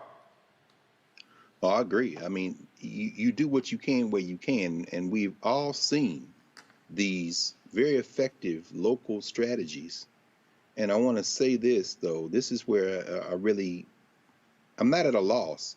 I just know, I think we have to think about the models if we're going to actually achieve what we ultimately want, which is a safe, secure, grounded community wherever we are. And I think, you know, I mean, it's a difficult thing because, again, I mean, Amisha, this is your hometown. And you know this better than any of us. Let's tie these two things what we just saw today. I was watching the live stream earlier, and my man Wes Bellamy, when it came time to arrest people, he backed up off the line and he said something. He said, "Yeah, I already went to jail," and everybody kind of laughed. But I laughed because he was out there with the sisters. Yeah, he got arrested last week. That's exactly right, and I'm saying that to make a point. I understand the gendered approach. But I also understand that African people were brought into this patriarchy, this white male patriarchy, field of violence, this settler colonial project called the United States. And many times our solutions have taken on some of the worst cultural habits of these other people. And so I absolutely get the male on male, the female on female, but I'm thinking now about the fact that, you know, we have to ask ourselves, what is the source? What are the sources of even resolving these things? The source of resolving this violence is community. And it has to be full spectrum. We all remember the Nation of Islam. Brother Faraj, you remember this, man, back in the 80s and 90s, the dope busters going into, you know, understand that? And we also understand that when we start talking about solutions, I want to be in a circle where Amisha, who's from Chicago, we got woman, man, woman, man, woman, man. We in the community, we got intergenerational, and we do more listening than talking, like Tio said, who has a master's degree at the Center from the Center for Inner City Studies. One of my Jagners, the great Jacob Carruthers and Conrad Worrell and them. We know that to sustain this is the last thing I'll say, to sustain a solution, you got to put down the gun for sure. And Faraj, you right, man. The first thing is don't kill nobody else. Stop the killing, as Farrakhan used to say, right? Now, if we can get a moment on that, that's when we look at these elected officials. I don't care whether it's Danny Davis or Bobby Rush or whoever, because we know Merrick Garland. Shout out to Merrick Garland. You won't go after Wilbur Ross or any Trump bad guys. You got 4,500 tips on I love Beer Kavanaugh. You ain't going to do that, but you're going to fly out to Chicago and have a conversation about more police. No, more police. No, what we need is money for jobs and an economic uplift, money for an education system, money for our cultural institutions, and public safety in ways that bring people into the space. Because while you talk about Real Housewives and all this other stuff, you got people lined up watching Chicago PD, Law and Order. Come on, Doc. Come on. Do you understand? This whole world system that the West introduced is based on violence. We're not going to solve it by talking people out of violence without addressing the cultural issue, as Tio said. But the cultural issue ain't about men and women. The cultural issue is about community. And we got to think through that, be serious about it. Otherwise, there'll be momentary lulls. That's all. Yeah, absolutely right, Amisha. And the thing is, I mean, there is something else that is happening. And if you don't confront what that root cause is, then this thing sort of just goes on and on. No, you're right. And Chicago is my hometown, so it is the blood that runs through me. At the end of the day, and as someone who has worked with T.O. Hardeman, I've known him for the past 15 years at least. When I look back on my city, the recognition has to be what it always should have been. Chicago has over 78% of Chicago public school students that are currently housing unstable. They are currently listed as homeless. 78% is the largest homeless rate of any student group in the country. With that, you also have the largest unemployment rate of Black men in the country. You also have the high level of eviction that is about to start within the next 2 weeks. You have such low wages and people who have been begging for a living wage for the past 3-4 decades before Fight for 15 even had a name. When I talk about Chicago, when I talk about the plight of the Black communities across Chicago, we also have to think about the divestment that those communities have seen for decades. We have to think about the movement of money from those blighted communities to enrich the downtown area, to enrich the North Side, and the consistency that that has been done in. The fact that a strike force isn't going to help Chicago, I'm actually upset that it's happening. Chicago has had a strike force for generations now. It makes me think of Anna Jett Young, the young woman whose home was raided by police officers while she's standing there naked when they were in the wrong home, and a police cover-up and a mayor cover-up to ensure that those police officers in that police department wasn't held accountable. When I think of all of the lawsuits and the taxpayer dollars that have gone to the rings of billions of dollars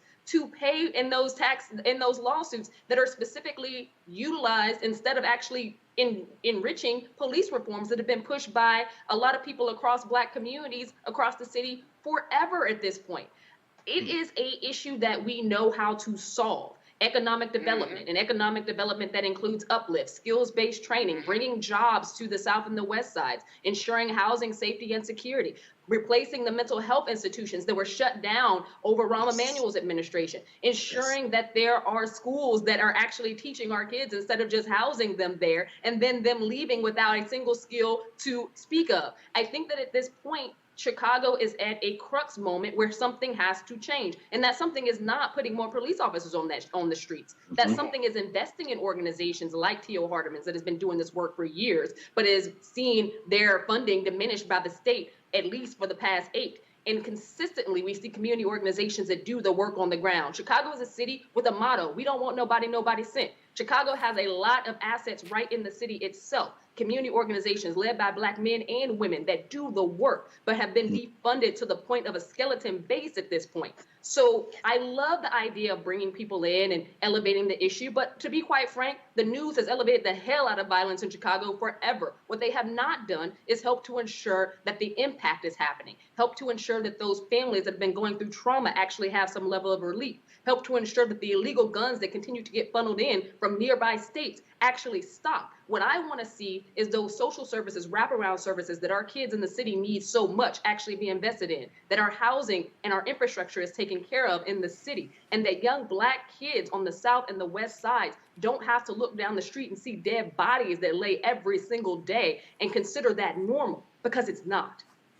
Well, y'all know I don't waste any time when it comes to these things. And so I've already talked to my man, Pastor James Meeks, who said he's willing to host this town hall. We were just texting. And so, T.O., you'll be hearing from me right after the show. So, yeah, I told y'all. Let's not waste no time. I told y'all we don't. I'm ready for I told y'all we don't play here at Roland Martin Unfiltered. Let's go to our next story, folks. We're talking about the issue of environmental justice. A bill is going to be reintroduced that deals with climate justice for communities of color. The Environmental Justice for All Act highlights the disparities underserved communities face regarding health and other issues impacted by climate equity. The bill funds a study tracking harmful products marketed to women and girls of color. It also establishes a federal energy transition economic development assistance fund to support communities and workers transitioning from fossil fuel dependent industries. Joining us right now is Mustafa Santiago Ali, former senior advisor for environmental justice for the EPA. Mustafa, tell us about this bill. Is it a good one? It's moving in the right direction because it's beginning to address many of the impacts that continue to happen inside of our communities. You know we got 100,000 people are dying prematurely from air pollution, 60 million people drinking unsafe water over the last decade. And of course, we know what's going on with the climate crisis. So it begins to unpack some of that. And it also begins to give the opportunity for folks to be more engaged with the climate economy and make sure that Black and brown folks actually have a fair shot at these sets of resources that are going to be a part of it. But, you know, there's still a lot of work that needs to happen because you got to build real accountability into the process, and you got to move from what's just going to happen on the federal level to how you're going to have that accountability on the state and county level, especially when you got a number, about at least half the country that does not necessarily respect what's happening around environmental justice and the impacts that continue to happen in Black and brown and indigenous communities. So what do you need Black folks to do on this issue? Well, one, we need to get educated on it. We need to make sure we're raising our voices. The White House has something called the WEJAC, the White House Environmental Justice Advisory Council. So it gives a voice to communities to engage with those frontline organizers and experts to make sure that they're placing continued pressure on the administration. The other part is to make sure that you're reaching out to the federal officials there on Capitol Hill and letting them know the parts that you support and the parts that you feel need to be expanded to make sure that the resources and actions are actually helpful in our communities. And so when it comes to this particular bill, as we're moving forward down the path, these other priorities out there, do you think this is going to be a priority for the White House and for Democrats on the House and the Senate? I think it will be a priority for them. A lot of the resources are actually tied to, the things that you all were talking about earlier. These infrastructure bills are a big driver for the resources that are going to be necessary for the implementation of these both actions and programs. So we just got to understand that, and I appreciated the conversation earlier because it all comes back down to our vote, which is the foundation for everything. So we've got to equally be pushing for, for the PEOPLE Act and pushing to make sure that these respective sets of climate and environmental justice acts are also being, uplifted.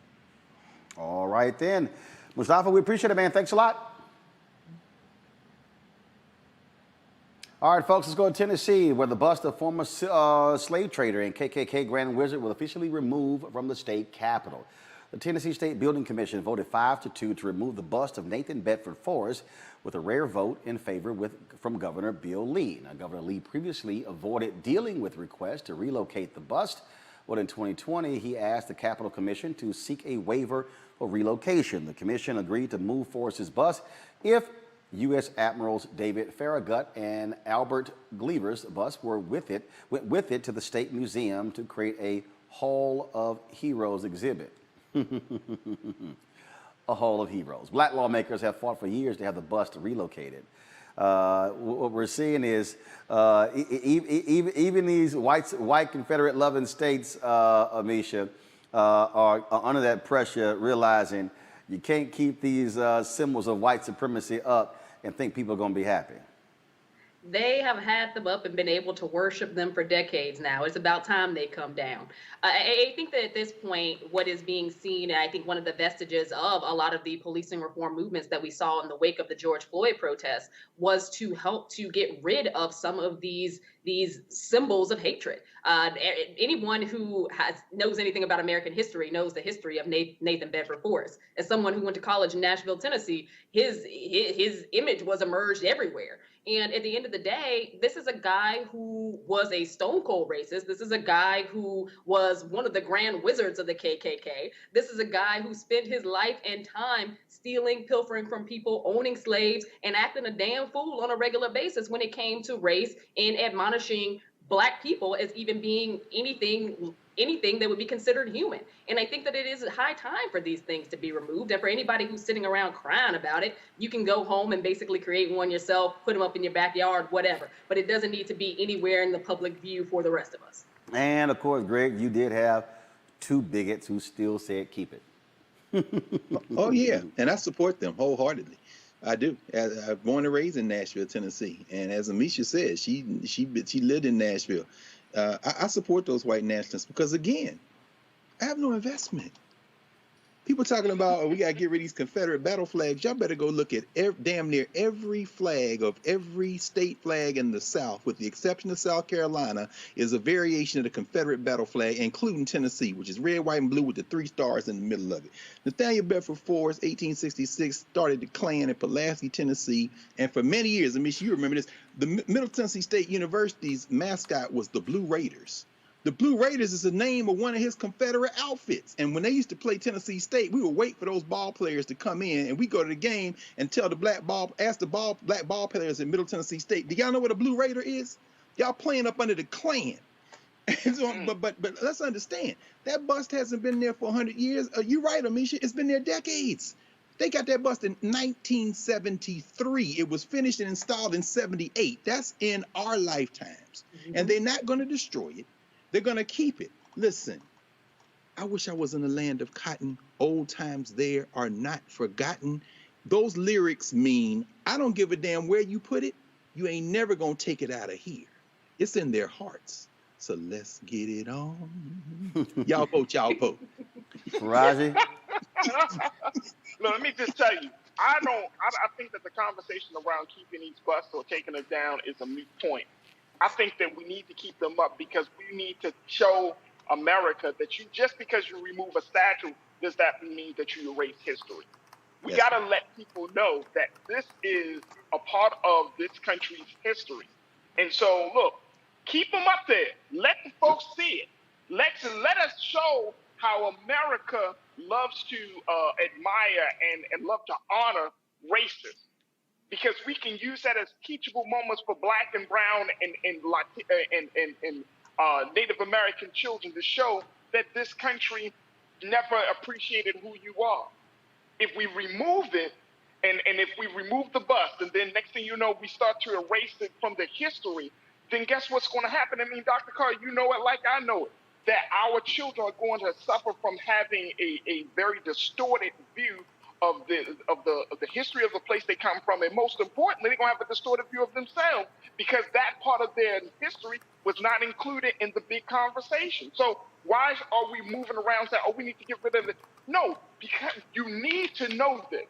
When I was a child in school in Baltimore City in Maryland, look, we had to learn all of it. We had to watch those Eyes on the Prize videos. We had to learn about all of that other stuff that they put into our head. But then when I became older and I started to learn more, started to read more, then I started to understand, okay, the knowledge that I gain it gives me a full view of what I'm dealing with. Again, going back to my first statement, let's not create America and create a situation where we wanted to not based on reality. We got to give our children and our people need to see reality. They don't need to see a whitewashed history. They get that regardless. The reason I want them all taken down, I want to piss off as many people as possible. I want to piss them off. I want them mad. I want them upset. I want to see their reactions when they dragging these trifling ass statues down the street and out. I want to see they tears. I want to see they crying. I want to see all of that. That's right. I gained what Paul Mooney said. He said using the N-word. He said makes his teeth white. Well, trust me, there is joy that's brought to my spirit to see them fools in pain when they symbols. Every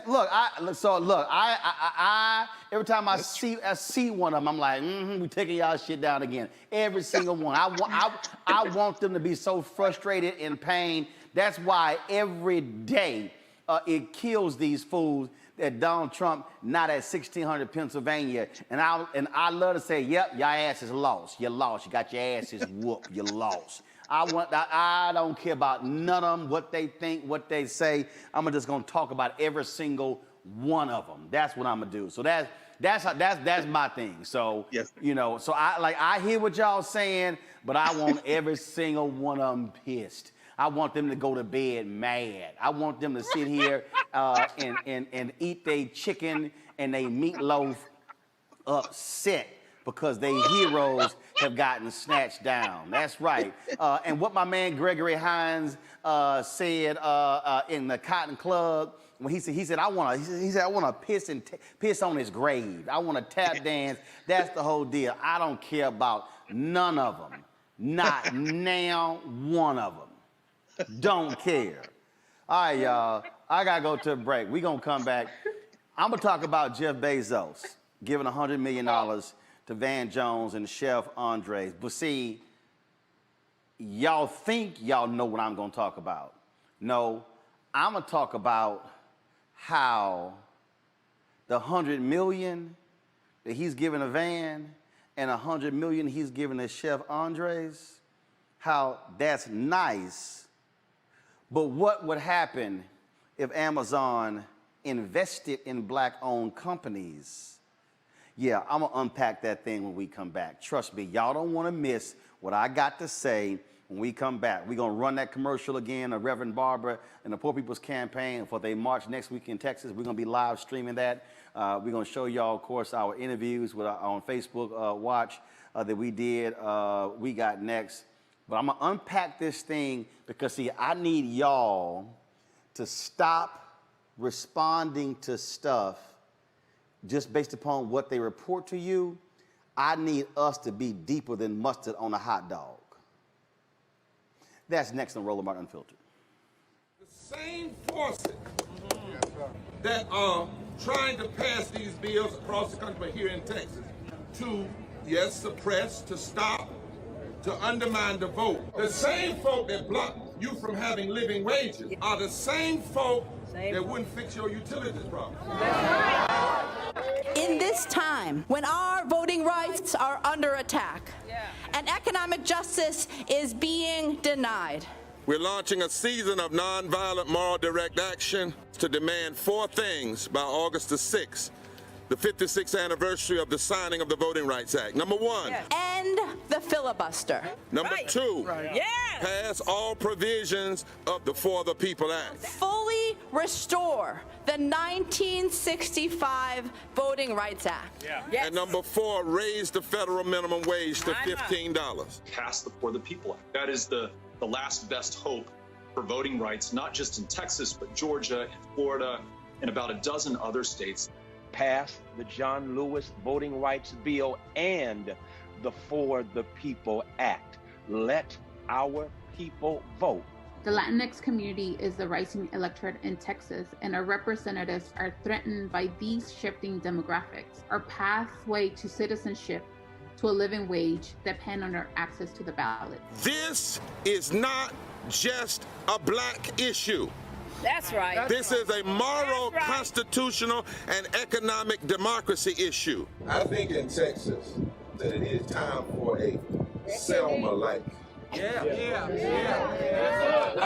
think we ought to march from Georgetown to Austin. And we ought to come to Austin, but we ain't coming to Austin just for Austin. We come to Austin to save the Washington, D.C. Which side are you on? And don't tell us you can't do all of this. You must do all of this for the soul and the heart of this democracy. Forward together! Forward together! Forward together! And not one step back. Floyd's death hopefully put another nail in the coffin of racism. You talk about awakening America. It led to a historic summer of protest. I hope our younger generation don't ever forget that nonviolence is soul force. Priceless.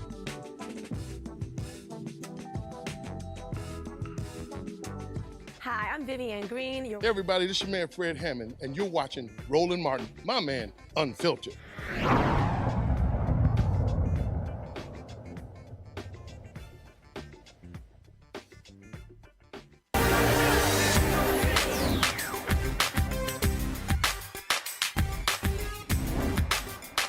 Been frozen out. Facing an extinction level event. We don't fight this fight right now, you're not going to have black-owned media.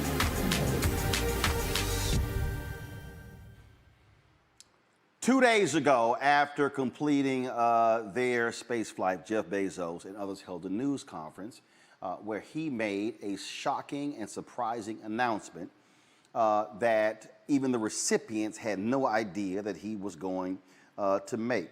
Listen to this. And buy artichoke extract pills. There's something you need to know. Artichokes are potent. I got double audio playing, so let me figure out what's going on here. I know exactly. Let me see what's going on here. Let me work this out. I think I figured out what the problem is. All right, here we go. Let me go back to it. Click. There we go. All right, then. Let me bring this back some. All right, go. Leaders who aim high and who pursue solutions with courage and who always do so with civility. Still having some double audio issues, and so, but I want to play this, y'all, because it's important to play it. So let me close every other window, and let's see, make sure that we are all good. All right, let's see. Try a third time. We question their character or their motives. And guess what? After you do that, it's pretty damn hard to work with that person. And really what we should always be doing is questioning ideas, not the person. Ad hominem attacks have been around a long time, but they don't work, and they've been amplified by social media. We need unifiers and not vilifiers. We want people who argue hard and act hard for what they truly believe, but they do that always with civility and never ad hominem attacks. And unfortunately, we live in a world where this is too often not the case. But we do have role models. And this award, do you have another slide here? Go ahead. It's first, I didn't tell you what the award was yet. I thought there was a slide for that. Here's what the award is. You see who the first recipient is, but let me tell you what the award is. The Courage and Civility Award is a $100 million award so that the awardee, the recipient, can give $100 million to the charities, the nonprofits of their choice. And these are people who have demonstrated courage. By the way, it's easy to be courageous, but also mean. Try being courageous and civil. Try being courageous and a unifier. That's harder and way better and makes the world better. So we have 2 awardees today. They'll each be getting $100 million to direct to the charities of their choice as they see fit. No bureaucracy, no committees, they just do what they want. They can give it all to their own charity or they can share the wealth. It's up to them. And the first Courage and Civility Award goes to Van Jones. Van, come on up.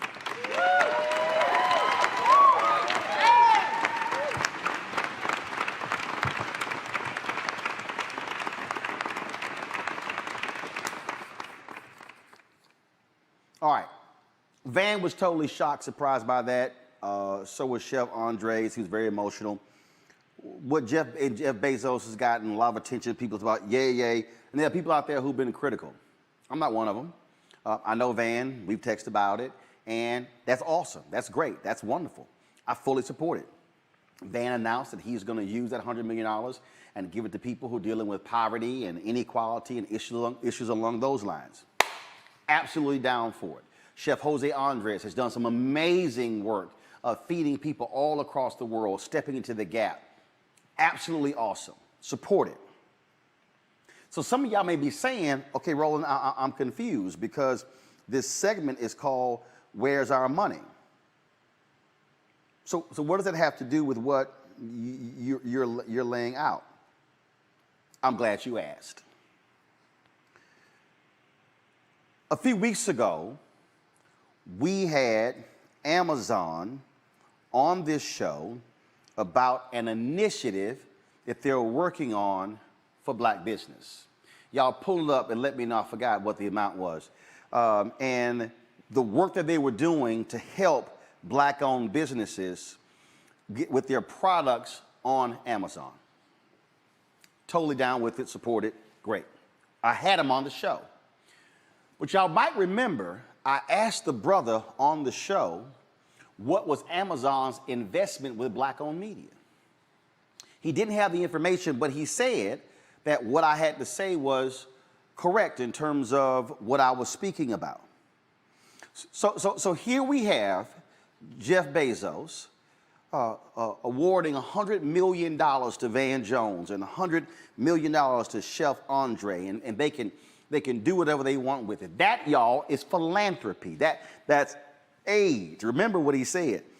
They can give it to their own charity and give it to other charities. That's philanthropy. That's aid. I'm talking about investment. Now, let me break this thing down.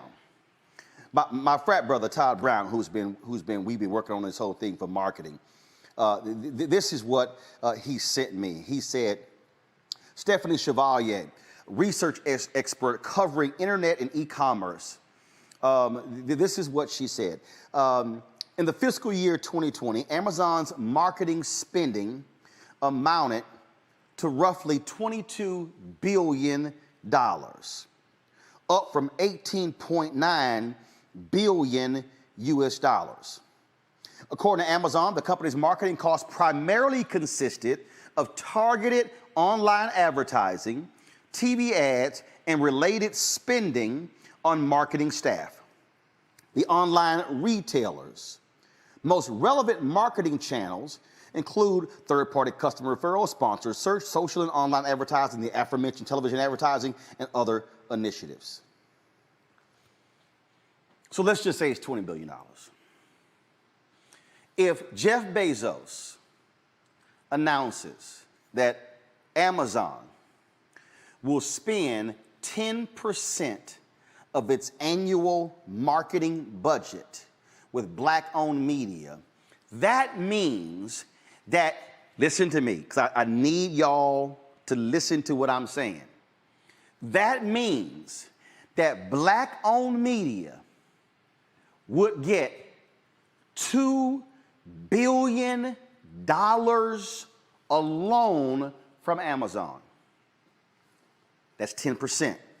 Now, just for the purpose of this conversation, if Roland Martin Unfiltered and my media company, New Vision Media, if we received just 5% of the 10%, I don't want to go too fast for some of y'all who are not good in math, $20 billion, if they commit 10% to black-owned media, it's $2 billion. That means that if we got 5% of just the $2 billion, that means that we, with just 5% of the $2 billion, would receive $100 million in advertising every year.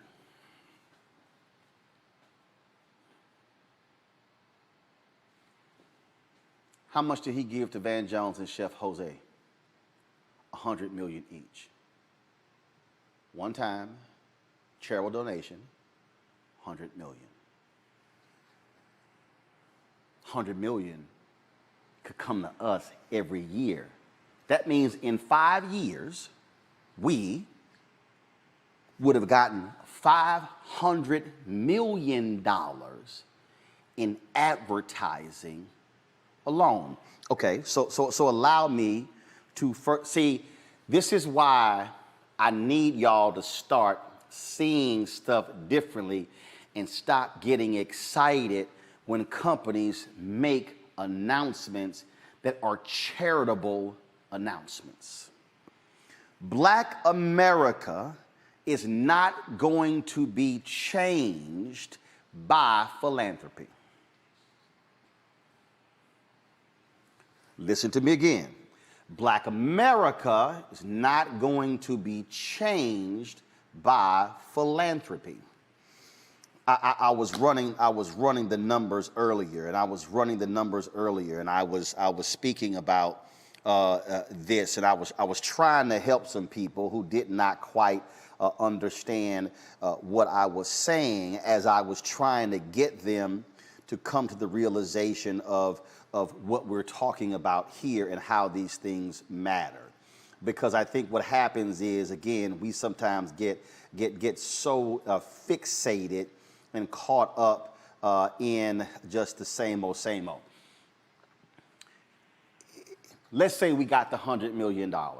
Let's just say that we created a starting salary of $100,000, okay? That means that if we decided to hire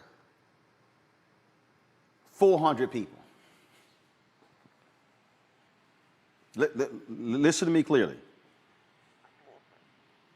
If we decided to hire 400 people, 400 black journalists, take it 500. Right now we got 15 people. If we got $100 million for Amazon alone, I mean, we ain't talking about General Motors, McDonald's, Coca-Cola, Pepsi, Nissan, Ford, Target, and all the rest of these companies. We talk about none of these companies. This is just Amazon alone.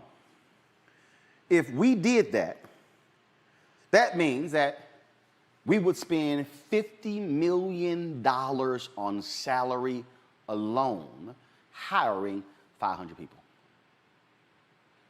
Y'all, we got 50 left. Now, let me ask you this question. What do you think is more impactful? No, let me scratch that, because both are impactful. Which means that both should be done. So if Amazon commits 10% to black-owned media, if McDonald's commits its $3 billion it spends to black-owned media, now that becomes $300 million. Coca-Cola, Pepsi, Target, GM, y'all, I'm just saying black-owned media.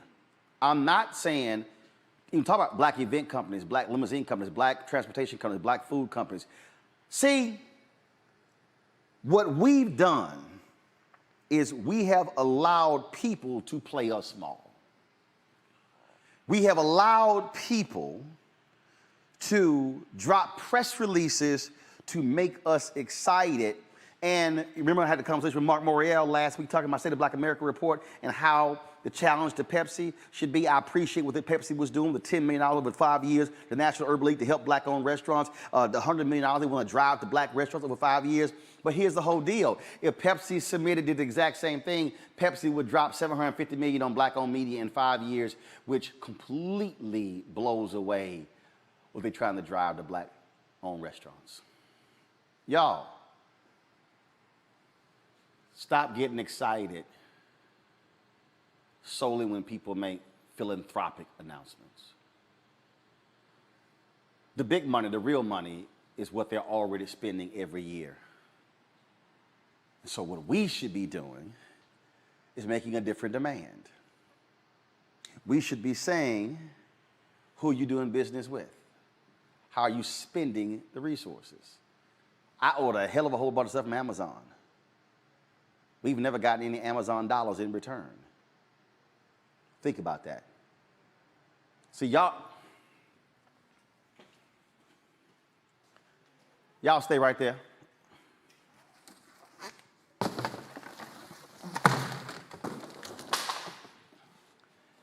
This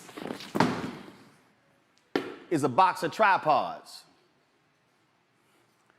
We're adding 6 robotic cameras in this studio. We had to buy more tripods. The box came in last night.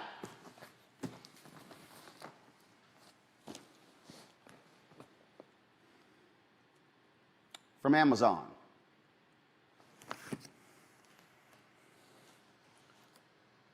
So we have actually spent more money buying products from Amazon than the show has ever gotten in advertising dollars from Amazon.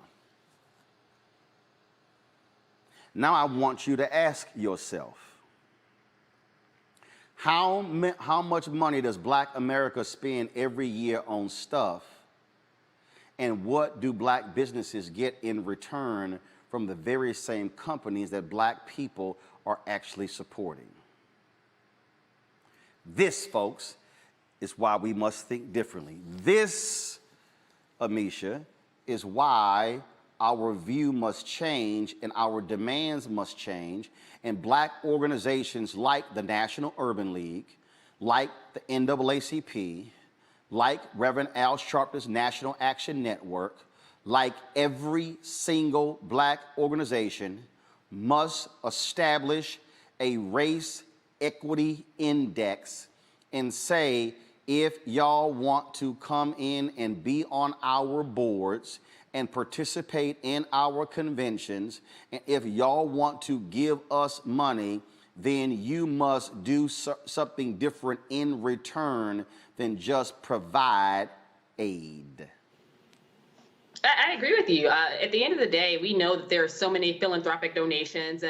Like you talked about earlier, there's money that is given basically that ends up being kind of a charity of sorts. And there's nothing wrong with supporting different causes and ensuring that money goes towards them. But like you said, I don't think the connection is often made in our community once there are so many hand claps and everything given after these donations do happen, that those things in and of themselves will never create vital economic and long-term uplift for these communities that are in peril at all. What we need to do is make sure that there is a larger slice of the economic pie, whether that is within ad sales or whether that is in, circulating money back into our communities. That's not done outside of a business model mindset. Business models are not created by philanthropy, and they never have been. So I do think that it's important that these things be elevated, because it's a whole lot easier for an organization, a large multi-billion-dollar corporation, to give philanthropic dollars, because they know that once they do that, they're going to not have the people on their back, so to speak, for a while, because they're going to be celebrating that philanthropy, more so than it is for them to actually build a long-term legacy and help to rebuild communities. That requires a business model style of investment that is very different, and one that actually is long-standing. So yes, I think that you're absolutely correct when you talk about the supporting of Black businesses, the helping to revitalize the communities, but also for Black media specifically in terms of driving up those ad sales, because the money is often given, it is just given to non-Black entities. So ensuring that those numbers are actually seen, that they're recognized, that that large share of Amazon that is actually bought from African Americans specifically, because a lot of us get their packages on our doorsteps on a regular basis. We keep the wheels on that thing going. Make sure that we're getting something back from it too. See, Faraji, I'm not hating. Yeah. I'm not hating. I'm stating. What I'm trying to get people to understand is, I am not hating on Jeff Bezos, on Van Jones, on Chef Andre. I applaud that. I was not hating on the National Urban League and the partnership with Pepsi. All I'm saying is, while people are providing aid, there should be a conversation about investment. And even if we take it, even if it's 5%, if we said if they did not take 5%, that still would mean annually $1 billion flowing to Black-owned media as a result. That's the conversation we need to be having. I think we as Black people, we are having a too small of a conversation. Oh, no doubt, no doubt. And as long as I've known you, Brother Roland, you have been pushing this issue. I mean, you've been pushing this issue. And I think, why not? Why not push the conversation about having these big companies? I mean, Amazon is a Goliath in the retail space. A Goliath. I mean, we're not just talking about Amazon in terms of buying things. You're talking about Audible. You're talking about all of the different branches of services and products that they offer.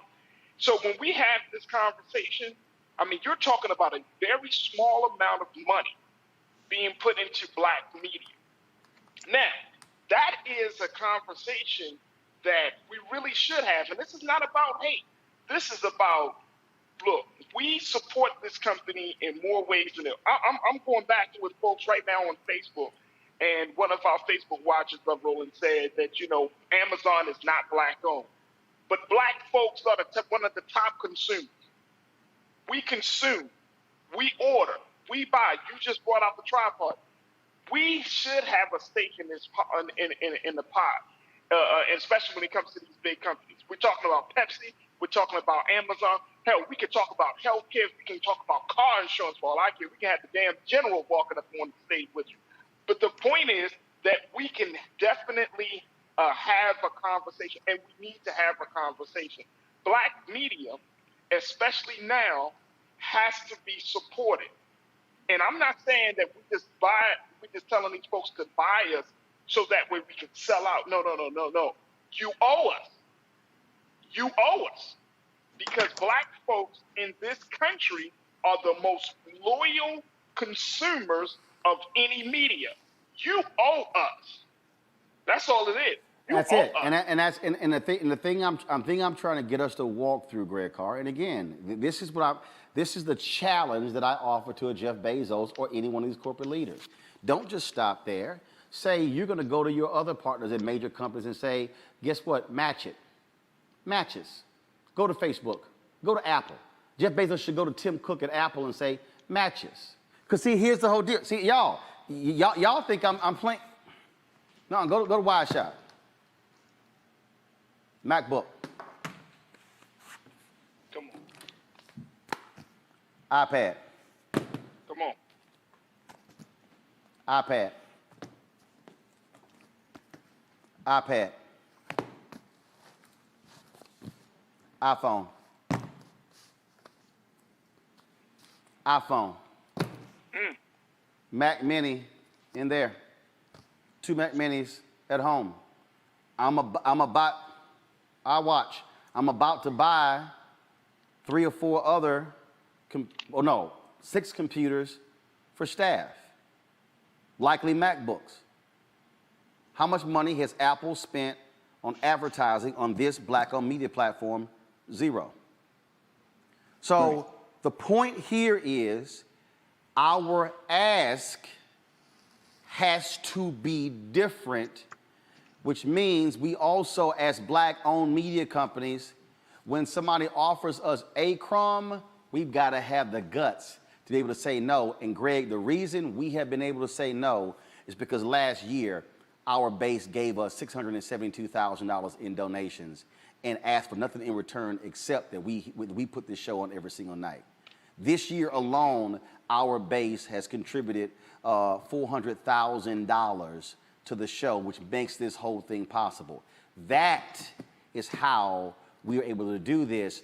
So we have to, our organizational strength has to be willing to challenge corporations to say, don't just post a black photo or black square on your Instagram page supporting Black Lives Matter after George Floyd. No. How are you investing in our businesses? Final comment for you, Greg. That's right, Roland. And everybody, Roland, what you just said, that last sentence, I think that's the first sentence. Black self-help has been the logic and the effort that has made our survival. $400,000 is a lot of money. And at the same time, it's no money for everybody who watches this. Everybody watching this needs to put some money in. Why? See, there are no morals in capitalism. I wouldn't be surprised if Jeff Bezos gave that money because he was challenged by the fact that he was embarrassed because his ex-wife been giving out much more than that. And so that's the challenge. See, Jeff Bezos, who came back, who struck his cowboy pose after riding his crotch rocket to the outer limits of the atmosphere, and then came down and tried to do what every white investor in trying to control dissent has done since Andrew Carnegie and Randolph and them railroad boys put money in Booker T. Washington's account, which is control the message. Notice he started with, we can have any conversation we want, but we just have to watch the tone. So you go out and find a cat who's all over the damn ideological map like Van Jones, and a dude dishing out food who's done some important work, and then this is like wrestling. Who believes that they gonna take that money and do whatever the hell they want with it as if they didn't know right there? Come on now, come on, let's be serious for a minute. Jeff Bezos, who got employees who he thanked, by the way, for paying for his ride on his crotch rocket. He thanked his employees who are pissing in bottles, who are around here risking their lives trying to get things to our doors before the damn clock out thing comes, who are not getting paid a living wage. He thanked his employees. Do you know in the first quarter of this year that Amazon's profits from ad revenue, to the point you're making, Roland, went up 76.8% to $6.9 billion. I'm talking about January, February, March this year. And that their profits during the time we were all shut in exploded. Mackenzie Scott has made more money than she has given away just off of the value of the stock. Jeff Bezos, with that little $5 he gave out after coming back from his crotch rocket with his cowboy pose, talking about tone and tenor, what Jeff Bezos was doing is trying to control the message. It's the same reason he bought the Washington Post in 2013 for $250 million. They lose money, but he's trying to control the message. Roland, they will give that money and give it in form of investing in black ad dollars the minute they know that you ain't buying no more iBooks or iMacs, that I'm not buying anymore, that I'm not ordering from Amazon. And the only way you can do that is for everybody listening to this conversation to go and join the Bring the Funk fan club, to put the marker down, because Jeff Bezos does not have any more, there's no moral argument you can make to a capitalist. It's carrots and sticks. But what the key is here that I need everybody to understand is I am going to make the ask of every single one of these companies, because if they want our business, we must be demanding an ROI, a return on investment. And what I need other black-owned media people to do is stop playing yourselves small by accepting a crumb that is offered. And so therefore, what did I tell General Motors directly? What did I tell McDonald's directly? I, Roland Martin, am not going to praise you for a press release that you sent out. I will withhold my praise until I see you do the work. And if you hit your goals and you hit your numbers and direct deposits start showing up in the bank accounts of black businesses, then I will praise you. This is where I want Jeff Bezos' Amazon to lead. This is where I want Doug McMillon and Walmart, folks who I spoke to last year for MLK Day. I want them to lead. This is where I want leaders to lead. Mark Zuckerberg, lead. Tim Cook at Apple, lead. Jack Dorsey at Twitter and Square. You also own Cash App. You own Square. This is where you lead. Folks, we must be willing to make the demand. Otherwise, we will keep getting played. Amisha, Faraji, and Greg, we appreciate it. Thanks a lot, folks. If y'all want to support what we do here, Roland Martin Unfiltered, please join our Bring the Funk fan club. Every dollar you give makes all this stuff possible, allows us to be able to travel around the country, to cover the news, to do this town hall we're going to plan in Chicago, to go to Texas next week, and we will certainly appreciate every dollar you give. We are asking 20,000 of our fans to give on average $50 a year. That's $4.19 a month, 13 cents a day. All you got to do is go to Cash App. If you want to give more, that's great. You can only give less. That's fine as well. Cash App, $RM Unfiltered, PayPal.me/R Martin Unfiltered, Venmo.com/RM Unfiltered, Zelle is Roland@RolandSMartin.com, Roland@RolandMartinUnfiltered.com. Look, there's more than 3,000 y'all watching on YouTube. It's probably about half of that watching on Facebook. Folks, again, we can't do this without you.